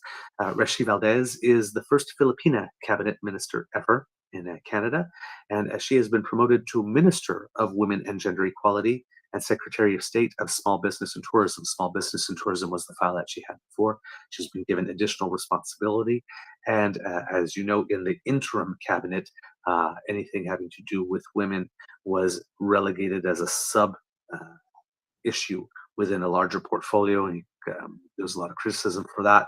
So women have a full ministry, not just status of women, but Minister of Women and Gender Equality. So full minister status, I think we got the message and heard and responded appropriately in this case. Next, we have Stephen McKinnon, a long-time person involved with the party, great organizer, did a lot of work behind the scenes for many, many years before making the jump into elected office. Knows Parliament, knows procedure extremely well. Key organizer, good networker, former Minister of Labour, handled a couple of rough files with some strikes and stuff, and well suited for the position of leader of the government in the House of Commons. So House Leader, basically doing what Karina Gould was doing for a while, making sure that he's liaising with all the other parties, making sure that things can get on the order papers and all that kind of stuff, setting the course for how things are going to operate in Parliament. So you need someone that's a good networker and has some diplomatic skills and is generally well liked by other parties. Stephen McKinnon does fit that bill. Then we have David McGuinty. We mentioned earlier that one of the dignitaries was Dalton McGuinty, former Premier of Ontario. He wasn't there because he was itching for a cabinet position, but there supporting and cheering on his brother David, who was the Minister of Public Safety, but gets a promotion up to the Minister of National Defense, which means that Bill Blair is not in cabinet, which makes me really happy because I wanted him to be gone from cabinet way before, if you've been following us. So this is a good move here. David McGuinty was one of the three people on the sofa in that meeting with Donald Trump in the Oval Office just the other day, along with Joly and Dominique Leblanc as a Minister of Public Safety at the time. Joanne Thompson remains as the Minister of Fisheries. She unfortunately became Minister of Fisheries just as the crab quota was cut, which gave her a hot potato to deal with right off the bat. She's the only sitting member of Parliament from Newfoundland and Labrador who ran again in the last election. All the others decided I guess at the time before Mark Carney arrived that there was no future in it for them and decided they weren't running, but she remained and gets rewarded with the cabinet position. Now we get to, and there ends the names of people that were in cabinet from the previous one. Some of them short periods of time before, but they still they got invited back for the sequel. Let's put it that way. They survived. They survived the death count of the horror movie, and they get to come back for the sequel. Then we get the new faces. Shafkat Ali is the first one. He is the new president of the Treasury Board. He was first elected as a member of Parliament for Brampton Centre in 2021, and he gets a call up. The Liberals seem to be a little concerned with having lost a seat in the Brampton area, and are trying to shore it up with this cabinet. There's a certain number of people from that area in this Parliament. I think it could be two, possibly three. Rebecca Alty from the Northwest Territories is the former mayor of Yellowknife, and she was the mayor of Yellowknife during the recent wildfires where a lot of places had to be evacuated. She's the Minister of Crown Indigenous Relations. Mark Carney did think that Prime Minister Trudeau's idea of keeping Crown Indigenous Relations and Indigenous Services separate was a good idea, and he has maintained that division. So Rebecca Alty, said Mayor of Northwest Territories. I'm sure someone that has had plenty of experience dealing with the Inuit community there, and will bring some of that experience to this file. I am not sure if Rebecca Alty has any Indigenous heritage herself. I'll have to look that up because there are three members of this cabinet that do have Indigenous heritage, and one of them is a new name, Rebecca Chartrand, who's now the Minister of Northern Affairs and the Minister responsible for the Canadian Economic Development Agency for the North. She's the new MP from Churchill, Manitoba, replacing the NDP's Nikki Ashton, which is again another good move because she really needed to go and needed to go a while ago. She'd gotten a little too comfortable in her position and was not remembering who put her there. Let's put it that way. So nice to see Nikki Ashton gone, replaced with someone who is a Métis leader, and this is an area specifically for which Manitoba Premier Wab Kinew had put on the table as a potential for a national corridor or something like that. So she's a lot of things sort of interconnect or intersect in her writing here, and she's a good choice. Now we get Julie de Bruijn, who's the new Minister of Environment and Climate Change, and Danielle already does not like her at all in any way, shape, or form. She's terrible. Seems that she worked really closely. She has a lot of parliamentary secretary experience with environment and climate change. So therefore, she was really close to Stephen Guilbeault when he did all this stuff, and Justin Trudeau was doing all this stuff. So she's just as bad as all of them. We're so terribly disappointed. Oh my God, I can't believe you did this to us. Again, all distraction based on what's going on in the legislature there. All just bluster. By the way, Rick McIver is the new speaker in the legislature in Alberta, because we had mentioned a couple of shows ago that somebody else was leaving cabinet, and we thought that maybe it had something to do with the AHS scandal, the controversy and stuff like that, but it seems that this person was the speaker, and I guess was leaving the role of speaker. I'm not sure if there was any additional controversy, but yes, Rick Piper is now the speaker, and during his day yesterday, while Peter Guthrie was trying to table some documents and explaining what the documents were, particularly the ones having to do with Premier Smith's husband, Rick McIver, Speaker McIver, cut off his mic and said, you need to table those things now. So he was allowed to table the documents. He just wasn't allowed to describe out loud, so it could be registered and answered what those documents actually were, because that would be embarrassing. So yeah, Danielle Smith just determining that she doesn't like her, a bit Pierre Poilievre, right? Well, she worked with this guy that we don't like, so therefore she must be exactly like him. Just like Guilbeault. We don't like her.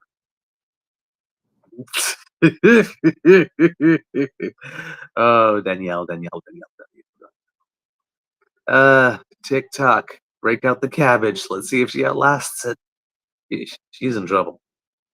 She's in a lot of trouble. Expect a lot of this type of distraction and rage from her, because she's in a lot of trouble. She needs to move a lot of wind. But yes, she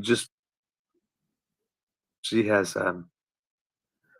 I guess we were supposed to imagine that there existed a galaxy dimension solar system in which there was a 0.0000001 chance that Danielle Smith would like the new environment minister.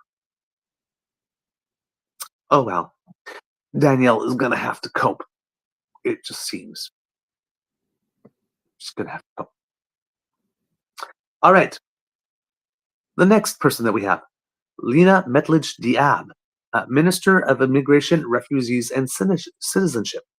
She's a former cabinet minister in the provincial Nova Scotia government of Stephen McNeil, where she held portfolios related to immigration. She was also a Minister of Justice and Attorney General. She had some responsibility for advanced education and Acadian Affairs and Francophonie at that time. So a very accomplished provincial minister, getting the call up, who presented herself federally and gets the call up and to cabinet and is a minister. The second person of Indigenous heritage that we have in the cabinet is Mandy Golmasti, who interestingly did accept the position of Minister of Indigenous Service.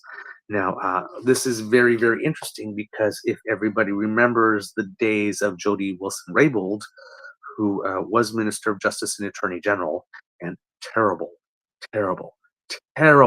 at her job in that capacity, and came a cabinet shuffle, and the Prime Minister wanted her to move her, and she was not happy about that.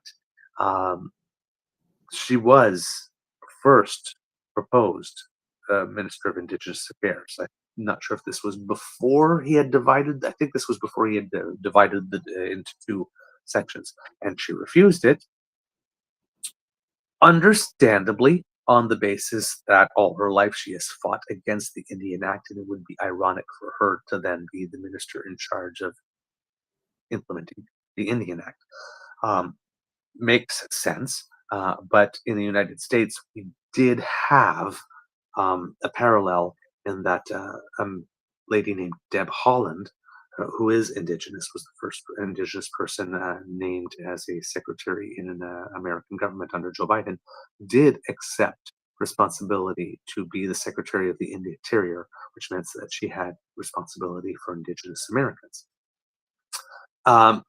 There are two schools of thought on that. Both are valid depending on where you came from. But Jody Wilson-Raybould did not want to be a Deb Haaland equivalent, did not want to be that minister. Mandy Golmassi does not have that same hesitancy. She accepted it. She's the Minister of Indigenous Service.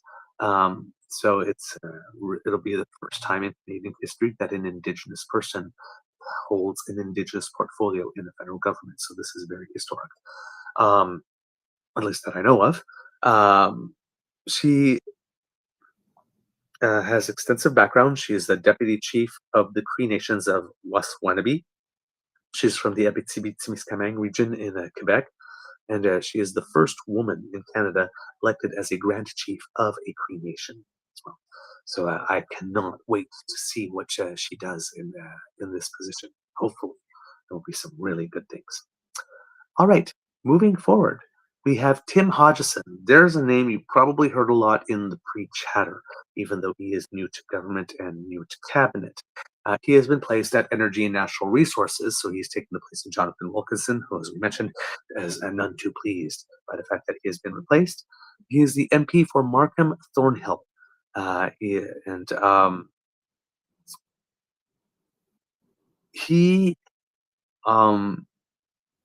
is part of a group of people in cabinet that have very strong economic experience. He used to work at Goldman Sachs.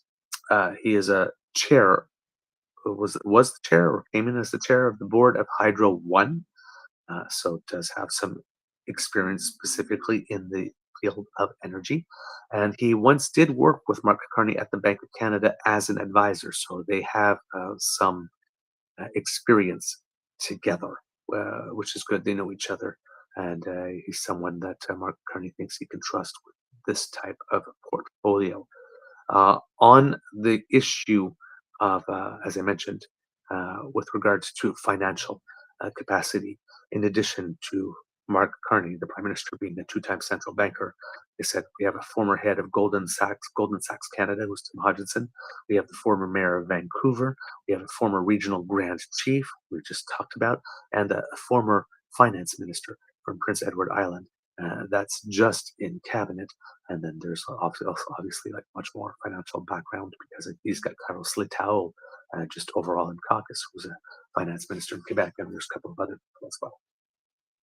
So financially, and with regards to certain key aspects of Canadian culture and Canadian life and the Canadian reality, he's got some very key people with some great experience there, being able to present this type, to be able to do this type of work and on behalf of Canadians. So this is it's promising. It's promising. All right. Keeping on with regards to this, we have, let's see who's the next one here in these ministers. Joel Lightbound. He's a minister from the region of Quebec City. In a previous cabinet, that was Jean-Yves Duclos. He was left out of the last cabinet. People of Quebec City turned around and said, hey! So we've got Joel Lightbound. He is the Minister of Government Transformation, which is very important to Mark Carney, Public Works and Procurement. He's also a former Parliamentary Secretary to the Health and to health and finance and public safety ministers. He has disagreed with some of the spending policies of the Trudeau government in the past, which made him lose his position in the past as a parliamentary secretary. But now he is back. He is taking the position away from Ali Elsassi, who had just been named in the sort of transitional cabinet, but is gone from it already. Keith MacDonald is the member from PEI that enters the cabinet, replacing Lawrence Macaulay, who had been there for a very long time. He comes in as the Minister of Agriculture and Agri-Food. So interesting, having a Minister of Agriculture from Prince Edward Island, where there is a lot of agriculture, but just interesting because that's normally not where we think of as a source for a Minister of Agriculture. He has provincial experience in the government of PEI as a Minister of Tourism and Economic Development, and of course as a Minister of Finance, as we just mentioned.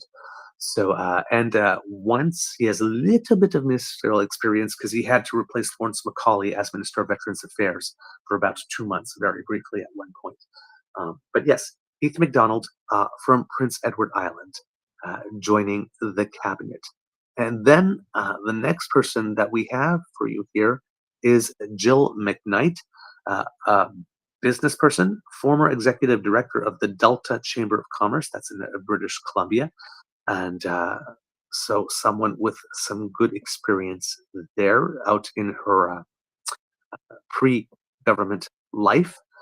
She becomes the Minister of Veterans Affairs and the Associate Minister of National Defense. She replaces Carla Qualtrough in the riding of Delta. She did not run again. And as we mentioned, former executive director of the Delta Chamber of Commerce. So Jill McKnight, somebody not in a economic portfolio, but that does have some economic experience that can be added to the table as a minister. Now, the Minister of Health is Marjorie Michel from the riding of Papineau. And if that sounds familiar to you, that's the same riding that Prime Minister Justin Trudeau came from. Justin Trudeau was not very involved with the campaign, but he was involved in that electoral district, specifically campaigning for Marjorie Michel, who's his former deputy chief of staff, so someone he knows very well, trusts very well, knows her competency, and had no problem putting his word and reputation on the line, campaigning for her. Made a little bit of press that he did in terms of a couple of pictures, but nobody really lost their mind. Didn't seem like the Trudeau brand was toxic in his own electoral district because she won it by a wide margin. And it doesn't seem that there's any hurt feelings because even though she comes from the same riding, Mark Carney immediately put her into cabinet in a pretty important position at health. So there you go. Interesting fact about Marjorie Michel. Her father was once the Prime Minister of Haiti. There you go. Hey, interesting stuff.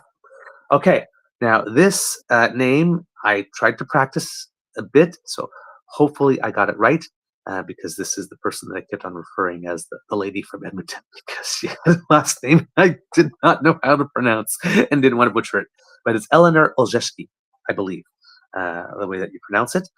She's the new MP for Edmonton Centre, I believe, replacing Randy Boissonneau, who did not run again because he got into a little bit of trouble with regard to potentially declaring having an indigenous heritage that maybe he did not have in order and maybe had benefited from that. So she ran instead, won the seat in Edmonton Centre. She's someone with a lot of experience. She's brought in as the Minister of Emergency Management and Community Resilience and the Minister responsible for the Prairies Economic Development Agency of Canada. She is from Medicine Hat and grew up there. She was a lawyer before getting into politics.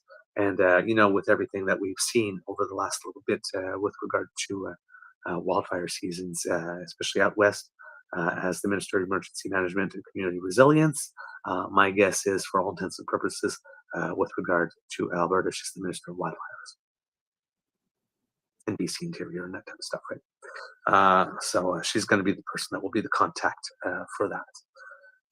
Moving on to Gregor Robertson, which is a name that, again, might sound familiar to you because he's the former mayor of Vancouver. He has been named Minister of Housing and Infrastructure and Minister responsible for the Pacific Economic Development Agency. there are some questions about him in this particular portfolio because it would appear that while he was mayor of Vancouver, not a lot of housing got built. So it's kind of ironic for him to be Minister of Housing, instead of Nate Erskine-Smith, who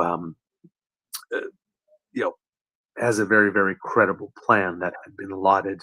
A lot of people have actually, borrowed from, even stolen from, I could say. But yeah,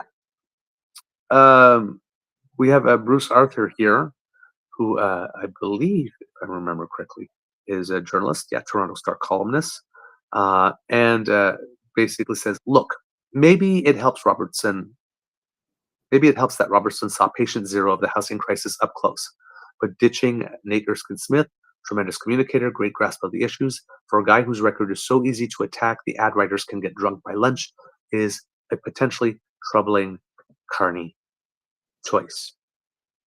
A gentleman named Eric Lombardi, who's a person, describes himself as a person in fintech and very YIMBY, states here, look, I'll be the first to acknowledge that Gregor Robertson did not have a great housing record as mayor of Vancouver from 2008 to 2018. That said, a ton of federal housing promises are conditional on municipal cooperation. And Mark J. Carney has shown little indication he's willing to negotiate directly with premiers on housing. Whew. Housing advocates should give Gregor Robertson an opportunity on this file. Big city mayors are often hamstrung by councillors or reform. A housing minister who understands the bad incentives at play in municipal governments could be surprisingly effective, especially if his opinions have grown and evolved. The message from the campaign was supply-focused. Many people's opinions have changed on housing issues since the 2010s, especially in Toronto and Vancouver. So, yes, again, that is a consideration in all fairness, that yes, he maybe didn't get a lot of housing built, but again, most provincial governments had abandoned their duty to housing for the longest time, and it's kind of hard to build housing when you don't have a willing partner. And the federal government had also gotten out of the business. So now that the federal government's in the business and the provinces seem to want housing, except if you're in Ontario, because you don't seem to want four-story housing in any way, shape, or form, yeah, the guy who was mayor, the guy that had all the frustrations, the guy that maybe wanted to get housing built and couldn't for many other reasons and saw all the obstacles, could be actually a good person. There is some potential. So yes, don't judge a book by the cover. And let's see that with a federal government that is actually interested in building housing, and a provincial government, because it's an NDP government in British Columbia at the moment, that is interested in building housing, maybe Gregor Robertson will have much more success in getting housing built. But again, absolutely complete fair comment, considering how much work Nate Erskine-Smith had done on the file and how credible his work had been judged to be, that some people would express mass disappointment with this choice and this selection in this move. Absolutely. And I'm one of them, but I'm also not so wedded to Nate Erskine-Smith in that particular position that I'm not willing to. I'm not willing to write off Gregor Robertson right off the bat. But there is no doubt that there was already a good minister and a good plan. Pretty much as good as you can get. So, yeah. Not sure why Nate deserved this. Not sure. The only thing, like I said, I can think of is that maybe Mark Carney was too afraid that he'd be too much of a vocal left presence when he's trying to make sure that he consolidates the progressive conservative vote, especially if he might have to go into another election in a year and a half or two. Maybe if he had 4 years, had a full majority, yeah, he would have had a chance on Nate Erskine-Smith leaving him there, but it might be in an election soon. You don't want to give any noise whatsoever. That could be a way to do it. Again, not sure. The next one, Maninder Sindhu, another MP from the Brampton area, elected originally in 2019. He has been elevated to the position of Minister of International Trade. Conveniently, he once had a customs brokerage business. Again, that it is relevant to international trade. I'm not sure how relevant it is to all aspects of international trade, but he does have some international relevant experience there. So good for him. A younger member of cabinet also some will definitely bring some energy to the front lines there. So can't wait to see what he does. I don't know much about him, but got an impression just in the few seconds where he's doing the swearing in and whatnot that somebody who could be eager to take on a file and really run with it. So hopefully that will work for him. A name with which you are familiar if you watch Power and Politics or if you watched CTV's Power Play or Question Period back in the day, Evan Solomon, journalist, was working with CBC, got into a little trouble or had a little controversy because it was also, I guess, did some work as an art dealer or something with someone that created some type of conflict. Anyway, he had to go at some point. Decided to run for politics. Is a personal friend of Mark Carney. Has known him for a long time, and has been conferred a portfolio that I'm sure is extremely important to Minister Carney, to Prime Minister Carney.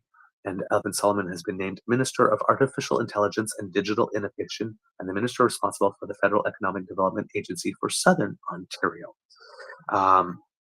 As you know, Prime Minister Carney has promised to achieve a lot of the operational efficiencies because year over year we were spending 9% more on operational budget, and we're not definitely bringing in 9% more every year, so that had to stop. And he wants to bring that down to 2%, so every year from 9, so that the operational budget can balance in 3 years. And one of the ways he plans to do that is with artificial intelligence to achieve some efficiencies that way. So to have a Minister of Artificial Intelligence and Digital Innovation seems particularly in line with his objectives and seems to be a position of trust within his cabinet or of high importance. So we'll see how he does. And that is it for the 28 ministers. Now we get to the Parliamentary Secretaries of State. We have Ruby Sahota, who's the only person that was in cabinet from before who remains remains cabinet, but is a parliamentary secretary rather than a minister this time. And she is the Secretary of State for Combating Crime. Again, someone from the Brampton region, so she's the third one. So a lot of conservative liberals' effort to shore up that 905 area. Crime, a particularly salient issue in that area. So I wonder that he made this connection. He could have picked someone from the Surrey area as well. Probably would have been a good choice for this type of position. But Ruby Sahota does have cabinet experience. She might also technically be the dean of the Secretaries of State in that case, because the 9 others are new to Parliament and new to government where she has experience. So I'm guessing that she might have a bit of a leadership duty with the other Secretaries of State. That might be quite possible. Bucky Belanger. I don't know if he's I'm going to say Belanger because Saskatchewan, but as a Francophone, I would say Belanger. But Bucky Belanger is what I've been hearing on TV, so maybe he anglicizes the name. He is the Secretary of State for Rural Development. Now, he is the first member of the Liberal Party to be elected an MP in Saskatchewan since Rob Klein lost his position a few elections ago. He's way up north of Saskatchewan, so the whole northern part that touches the border with Northwest Territories. He's up there. He has extensive background at the municipal and provincial level, and given that he is from the north, being the Secretary of State for Rural Development, northern and remote regions, this very much fits with the nature and structure of his district. And he is the third of 3 Indigenous people that have been named to cabinet, along with Rebecca Chatran and Mandy Gohomasti. So, and I believe that we have a record number of Indigenous people in Parliament this time. I believe 14 members of the community from all parties have been, all parties except for Green, of course, because they only have one MP in Elizabeth Bay, have been elected to the House of Commons. So again, representation. Way to go. Way to go. Love to see it. So 14 in Parliament, for all four parties in the bloc has one, and three in overall cabinet, the larger cabinet or parliamentary secretaries. So good, good. The next one we have is Stephen Fuhr, who's a Secretary of State for Defense Procurement. This will probably be a big file, considering that along with Minister of Defense, having a Secretary of State for that will probably be a big deal because there'll probably be a lot of work with that. So also associate to Minister of National Defense, so there'll be a lot of work there, especially if we're looking at ramping up our 2%, getting to 2% of GDP on spending on defense to satisfy NATO membership expectations. If we're going to be doing that within the next couple of years, it'll probably be good to have some person that's specifically assigned to defense procurement in this case. So yeah, good position here. Anna Gainey is the Secretary of State for Children and Youth. She's from the Westmount area in Montreal, and if that name is familiar to you, if you are a very, very hardcore political junkie, you will know that she is formerly the president of the Liberal Party of Canada, making the jump to the front bench, to the front row from behind the scenes. But also, if you're a hockey fan, her dad is the legendary Bob Gainey of the Montreal Canadiens. There you go. Wayne Long is the next parliamentary secretary. He's the Secretary of State for the Canada Revenue Agency and Financial Institutions. Wayne Long is the first person to go on record saying that Justin Trudeau had to go. I think he was doing it as early as last June or July. So bringing somebody from that group into the inner circle. Cody Blois was another one. He was the Minister of Agriculture in that small little shuffle that happened before the election, but he was not brought back in this time around. So Wayne Long is the representative of the caucus of the formerly disgruntled.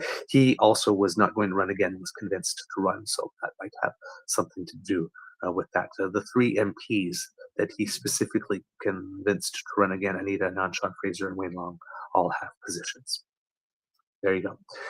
The next person that we have, oh, by the way, he was also a very strong proponent of the Energy East project as well.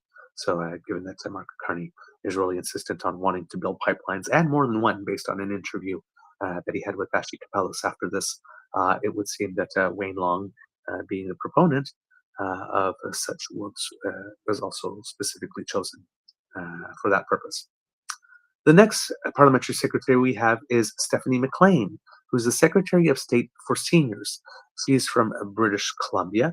There are two members of the main cabinet in British Columbia, and I think when you add all the parliamentary secretaries, there are 5 representatives from British Columbia in the broader cabinet here. She's the new MP for Esquimalt Saanich Stuk.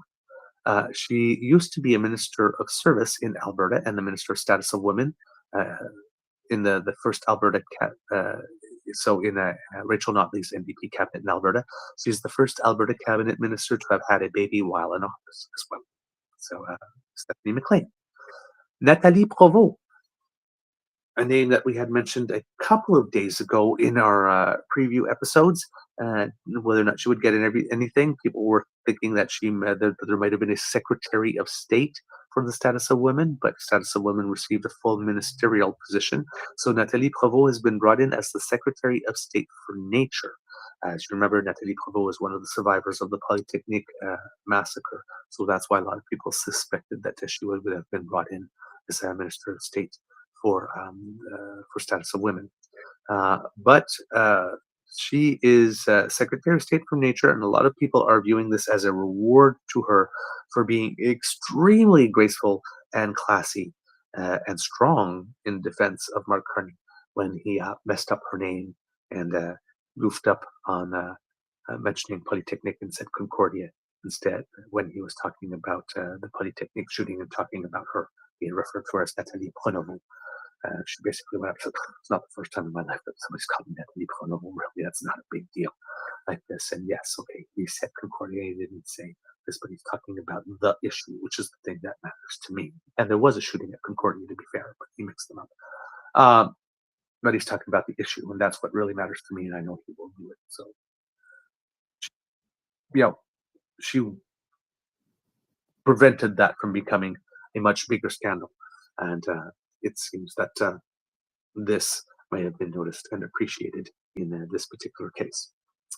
The next person we have on the list is a gentleman named Randeep Sarai, who is the Secretary of State for International Development. As you know, there used to be a Minister for International Development, but a while ago that got folded in to the Foreign Affairs Department.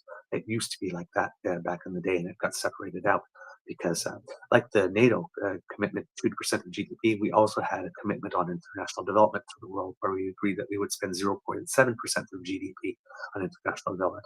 And that's something we never accomplished either, sadly.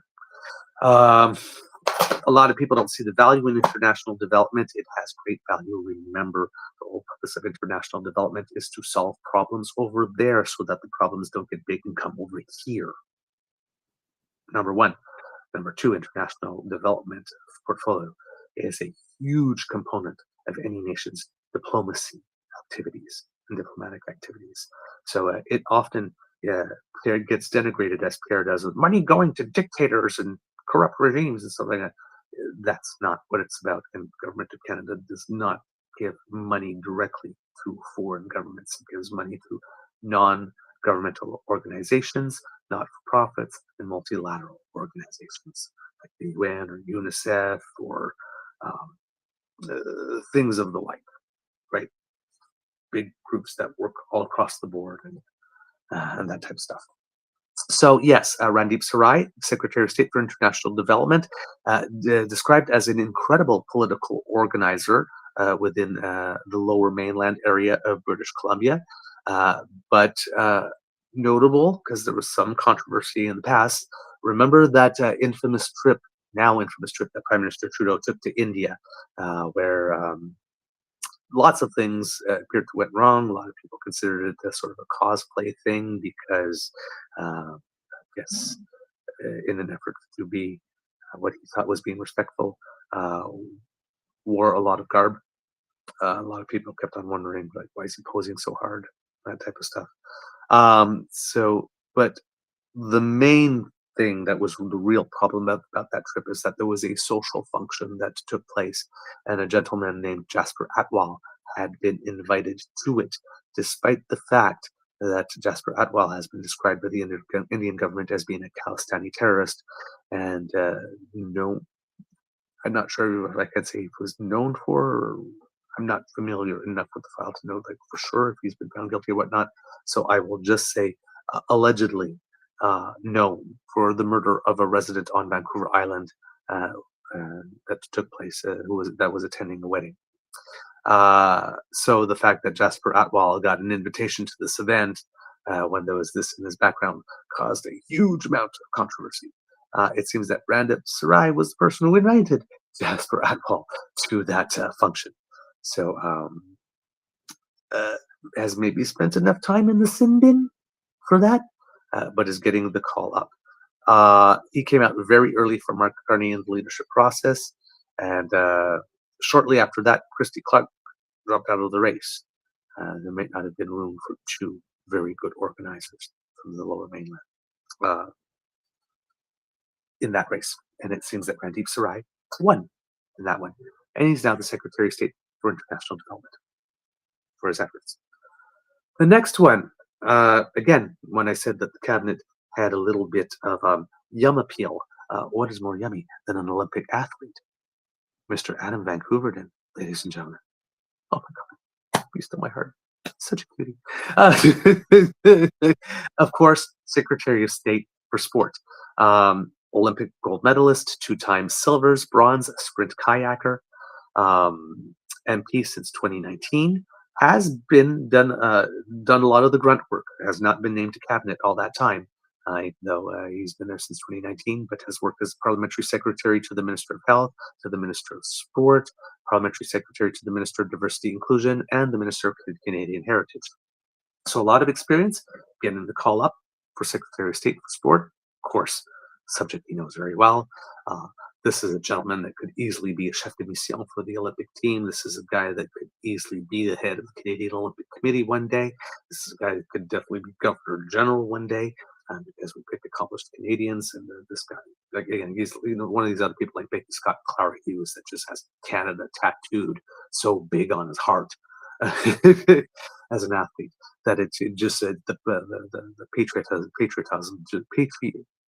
can't say that word all of a sudden. Patriotism just oozes out of every pore. Can be a pretty effective communicator as well. So a great addition. Nice to see him get the call up after putting in the hard work. Adam Vancouver didn't hear proof that if you do the grunt work and you keep your head down and just take care of your files, that eventually someone might notice you and you might get tapped on the shoulder. So this is well deserved and well earned. From he didn't get this just because he's got a celebrity or status. If that was the case, he would have been put in the cabinet right away in 2019. He worked for this, so this is he deserves this. And last but not least on my list, John Zurichelli, Secretary of State for Labor. He's the MP for Etobicoke North. He's been a previous Director of Operations for Justin Trudeau, and interesting. You get some people often that have some very interesting career profiles. He is the former Vice President at Universal Music. So somebody who worked in the arts industry. So there you go. That is our cabinet. A couple of notes either for a couple of other people that I mentioned recently. Stephen Fuhr, who I mentioned not too long ago, is a former Kelowna area MP who is now, as I mentioned, Secretary for Defense Procurement. Randeep Sarai, when I said from the Lower Mainland, he's from the Surrey area. So, for example, he could have been named as well, where Ruby Sahota was for crime. And Ruby Sahota could have been put in this position that Randeep Sarai has. And it could have been equally as good, too, because both of them are effective and great organizers in their various regions. And these are issues that speak both to their communities in terms of international development. So, like I said, when I mentioned that with regard to crime, Brampton and Surrey could have been two regions. Who knew that there were actually parliamentary secretaries from both regions at that time? Stephanie McLean, who I had mentioned before as well.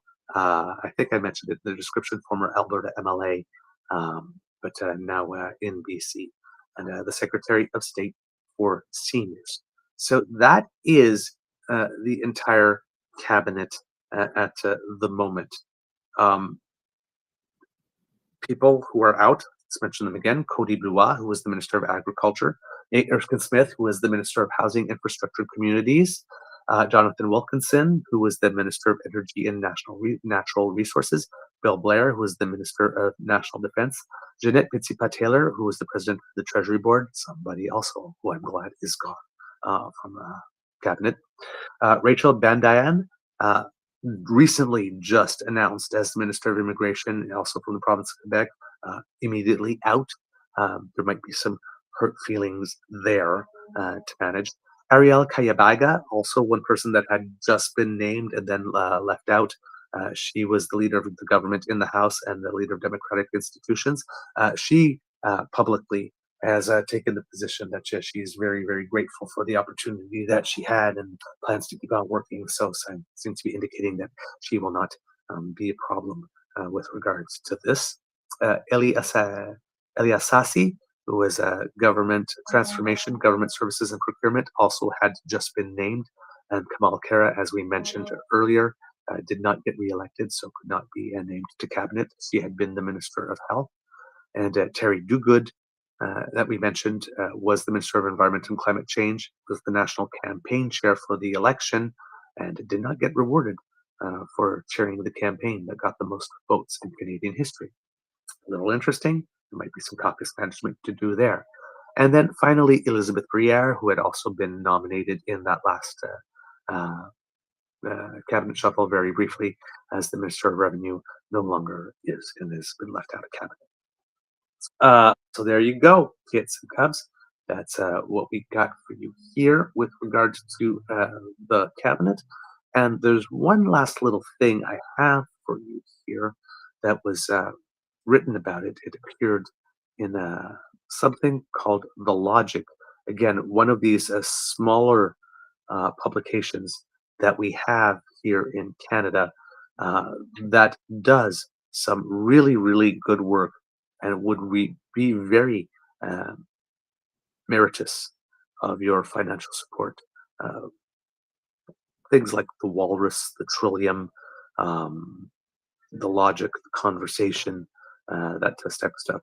Press Progress and the National Observer are a little more well known, but all of these media sources deserve your support. Of course, we hope that we deserve your support as well.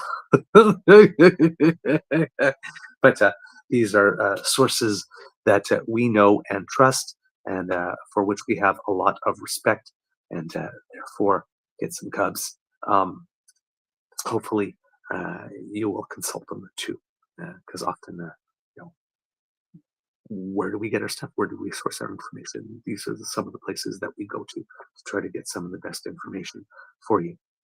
Now, The Logic printed something. This is David Reevely, Laura Osman, pardon me, and Joanna Smith.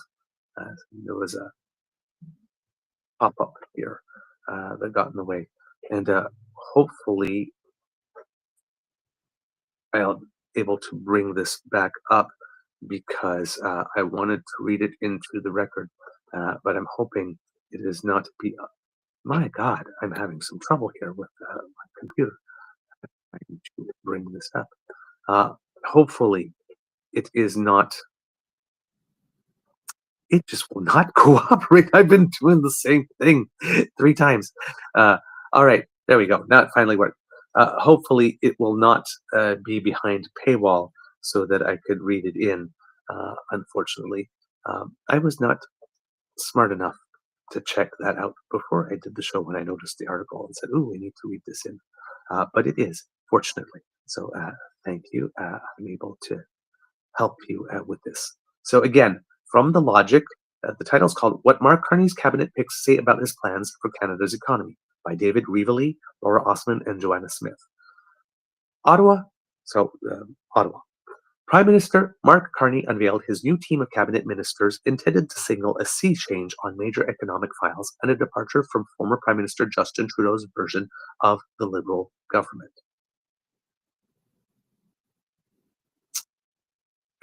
Why is this doing this? Okay, I'm so sorry, kids and cubs. This was supposed to be the full article, and it is not. Sadly. I don't know what happened to it, but it is all that's there is that, and then underneath it, there's a headline to another article, but it doesn't lead anywhere, and there's nowhere to click for the article to continue. So, damn. Maybe it'll show up on my other.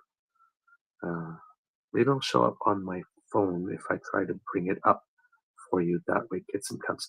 I am so sorry. I had read it, and it was a really good piece. But of course, sometimes things are okay. You put it the first time you read them, and then when you want to go back to them, then they go behind paywall, which is a little unfortunate because it was a really, really good piece. Unfortunately, it does not look like I am able to bring that to you today, kids and cubs, and I'm so disappointed. Because it was some really good writing, and on the show, we do like to feature good journalism and draw attention to it. I will try one more time. Cross my fingers that I will be able to bring it up. Maybe it was a saved in the memory of my former phone, and no, it just was not. I'm so sorry, kids and cubs. I should have copied and pasted yesterday. That way I would have been sure to have it. Lesson learned for next time. Overall, the punditry that I've heard with regards to it is that it is a good, solid cabinet.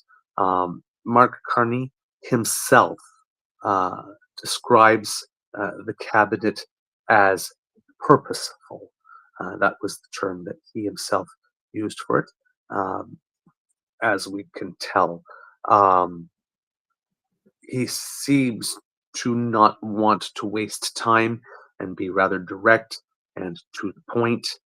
And in previous profiles that we read about him, about his time at the bank, showing that he shows up very, very prepared and expects everybody else to be as prepared as he is, because he will ask the questions, right? So, actually, sorry, his term was not purposeful, but purpose-built cabinet is what he said it was. So, right, he knows what he wants to do. He looked at the team that he has, said, who are the best people in there to make it, to achieve the goals that I've established. And these are, of course, goals that he wants to establish in a certain amount of time that is relatively short. And of course, life can throw you a couple of curveballs along the way too, so you've got to plan for that, even though you don't know which ones you're going to get. So yeah, this is something. This is something here. So again, Pierre, not happy, saying the government is more of the same. Danny, not happy, assuming that there's going to be nothing with regard to the environment that is going to be helpful to her, right? A couple of MPs that may not be happy. So, there could be some fallout yet from this, but overall, competent people, enough of a break from the Trudeau era, even though there are a certain number of people from the Trudeau era still in there, but you do want to keep the better ones. So overall, purpose-built would be a good description. He does seem to have the team that he requires. He does seem to have the skill sets and experiences. Of course, at some point, it becomes about personalities. But for the moment, looking pretty decent for the Prime Minister. Whatever criticism is out there is the typical, usual one that we would expect from the usual typical sources. Like I said, the caucus management stuff, though, those are calls that are coming from inside the House. That could be something. The critique about Gregor Robertson, fair, yes, comes with an asterisk. So let's see if the different conditions on the ground do change things for municipalities. And now that he's on the other side of the fence, we might be able to help with that, because he has some pretty intimate knowledge of what it was like being frustrated and thwarted repeatedly. Okay, kids and cubs, I think that's the end of our show for today. We hope that you love listening to us, because we love making this for you. Remember, sharing is caring, word of mouth is priceless. So tell your peeps and poops all about us. We really appreciate it when you do. Dear ones, make me so happy. If you are a beaver or a cub, a kit or cub who is on the go, very busy, living life, making life better for all around you, raising a family, taking care of some parents, doing some good in your community, well, maybe you don't have time to sit at home and watch us for a few hours a day, and you might have to take us on the go to keep up. Well, hey, no problem. We like to help. We're portable. Bring us along with you. We fit right in your ears, because we have our video cast that you find on YouTube, but we also have an audio cast podcast exclusive. Well, not exclusive, but I like to say that exclusively just for you. But it is for everyone. But we want it to be just for you when you are listening. So if you scan that QR code that just appeared, that will bring you to our pod page, which is sponsored by the Ray Girl. Podpage.com/the truenortheagerbeaver with a hyphen between each one of those words. And when you go there and click subscribe, when we have something fresh off the bandwidth, it comes directly to you. No fuss, no fuss. We make it so easy. We're so fancy here. You already know. So, yes, please go and subscribe to our pod page. And that way you do not miss an episode when it happens.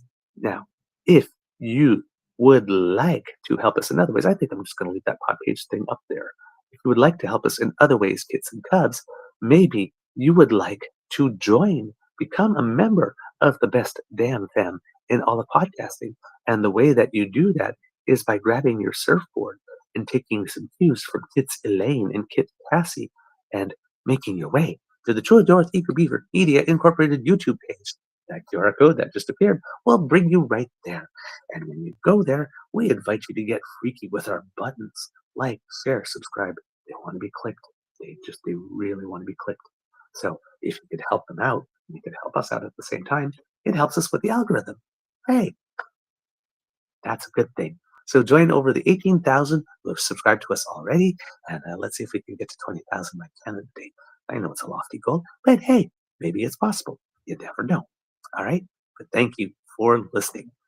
If you would like to help us in other ways, kids and cubs, we do incur some financial costs to bring this show to you. So if you like the quality of our product and you find that what we do resonates with you and you see some value in it, we would certainly appreciate an expression of enthusiastic encouragement coming from you in the form of a tip. Shaking for tips. Okay. Little twerking too. There you go. Boom, boom, boom. Okay. Twerking for work, shaking for tips. If you would like to do that, get some cubs, that QR code that just appeared will bring you to the Emergency Hydration Fund here at the Beaver Lodge, where every day and every night, 7 days a week, we toil and we toil and we toil to put an end to the scourge that is dry beaver. So good. So good. So, if you would like to do your part as a proud Canadian to keep your favorite beaver moist, then a little contribution to the Emergency Hydration Fund will help you do that. Go to our coffee page. You can scan that QR code, or go to ko-fi.com and buy us a coffee. ko-fi.com/eagerbeaver, or in my case, a cup of hot chocolate. Is the always drink. So, if you would like to help us out, kids and cubs, got a little coinage that's jingling in your pocket and annoying you, and you'd like to put it to good use, drop it in our jar. A lovely jingling sound makes us very happy and earns you our undying gratitude. Plus, we heard in our labs, because we tested it, that tipping is very, very sexy. Increases your sex appeal by 27.3% instantly. So, if you're feeling sexy, give us a little tip. Oh, that is naughty. Naughty. Okay. It's yikes. Okay. Because democracy is something that you do, remember that there's a Liberal leadership race going on in La Belle Province. Voting days are July 9th to the 14th. I keep on doing this, making that same mistake. Voting days are June 9th to the 14th, and the results will be shown on July 14th. Keep on mixing up those dates. So please make sure that you're doing what you need to do to get ready to cast your vote there. There are 5 candidates. Pablo Rodriguez so far is in the lead with regard to public opinion polls. But Quebec, you have a provincial election coming up in October 2026, if not earlier, if Legault does not decide to go earlier. So you want to have the best options possible to vote for when that comes. And well, that happens by choosing the best possible candidate to be the leader of the Liberal Party of Quebec, so that you have good choices to choose from come October 2026 or earlier.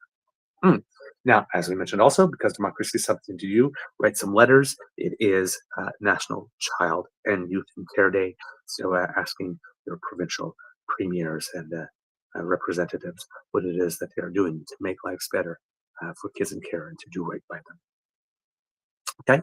Thank you very much. And as a former kid in care, if you do take some time to put pen to paper, that one will mean a lot to me personally. Because I've lived it. We're not treated well. We're not treated well, and things have not gotten better. There are a lot of kids like me that can grow up to be adults like me in care, contributing to society, doing worthwhile things, reasonably well adjusted. So, let's not give up on our kids, especially the ones that have been dealt a bad hand. Sometimes you're in a foster home through no fault of your own. In my case, child of a single mother, and she had schizophrenia. And when she had psychotic breaks, there's no one to take care of me. I just needed someone kind to take care of me. Because I was 1 or 3 or 6 or 8 or 9 all the times that it happened. And certainly was not going to go out and make a living for myself at that age. So sometimes just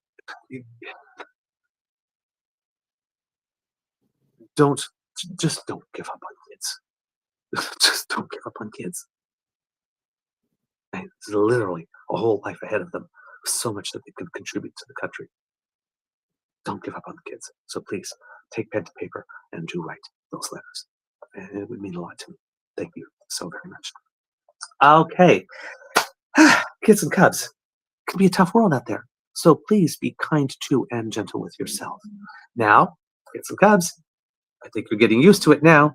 We need a little audience participation. I need to hear you screaming from coast to coast to coast. Mr. Beaver, cue the cock in 3, 2, 1, go. Oh, such sweet, melodious harmony. How can I resist? The loyal subjects ask, and your queen delivers. It is a pleasure. You are listening to a True North Eager Beaver Media Incorporated podcast.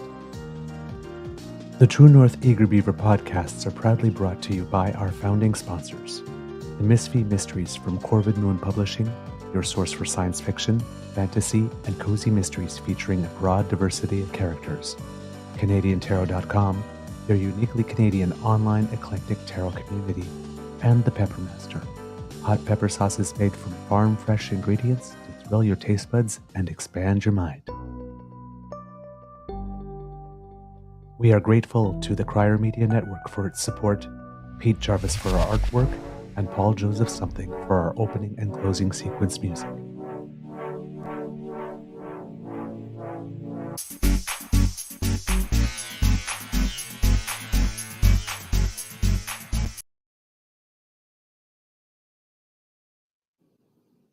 Kids and Cubs, glad to have you back. Just realized that I did not, shame on me, do our national pastime check-in before we started the show. Oh my God, so terrible. I'm slipping. Tonight, if you are following the Stanley Cup playoffs, the Florida Panthers are playing at the Toronto Maple Leafs at 7, and the Edmonton Oilers are playing in Vegas at 9:30, all times Eastern. Please do not miss it. Team Canada is not playing at the World Championships of Hockey today. They got the day off. But yesterday, if I remember correctly, a pretty good victory against Team France to remain on top of the standings in their pool. Last night, of course, in the Stanley Cup playoffs, the Dallas Stars got the best of the Winnipeg Jets 3-1. A bit of an undisciplined match by the Jets, taking a few additional penalties here that were not needed. So, that series is now tied 2 apiece, if I'm remembering correctly. And Canada had defeated France 5-0 at the World Championships. So a good victory for Team Canada there. I don't think I have anything else on that front for you. Kits and Cubs at the moment.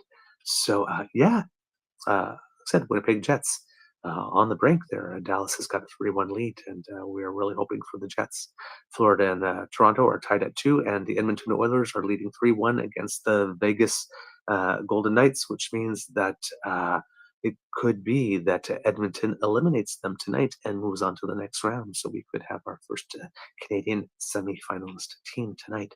So hopefully you will be watching and cheering for Team Canada.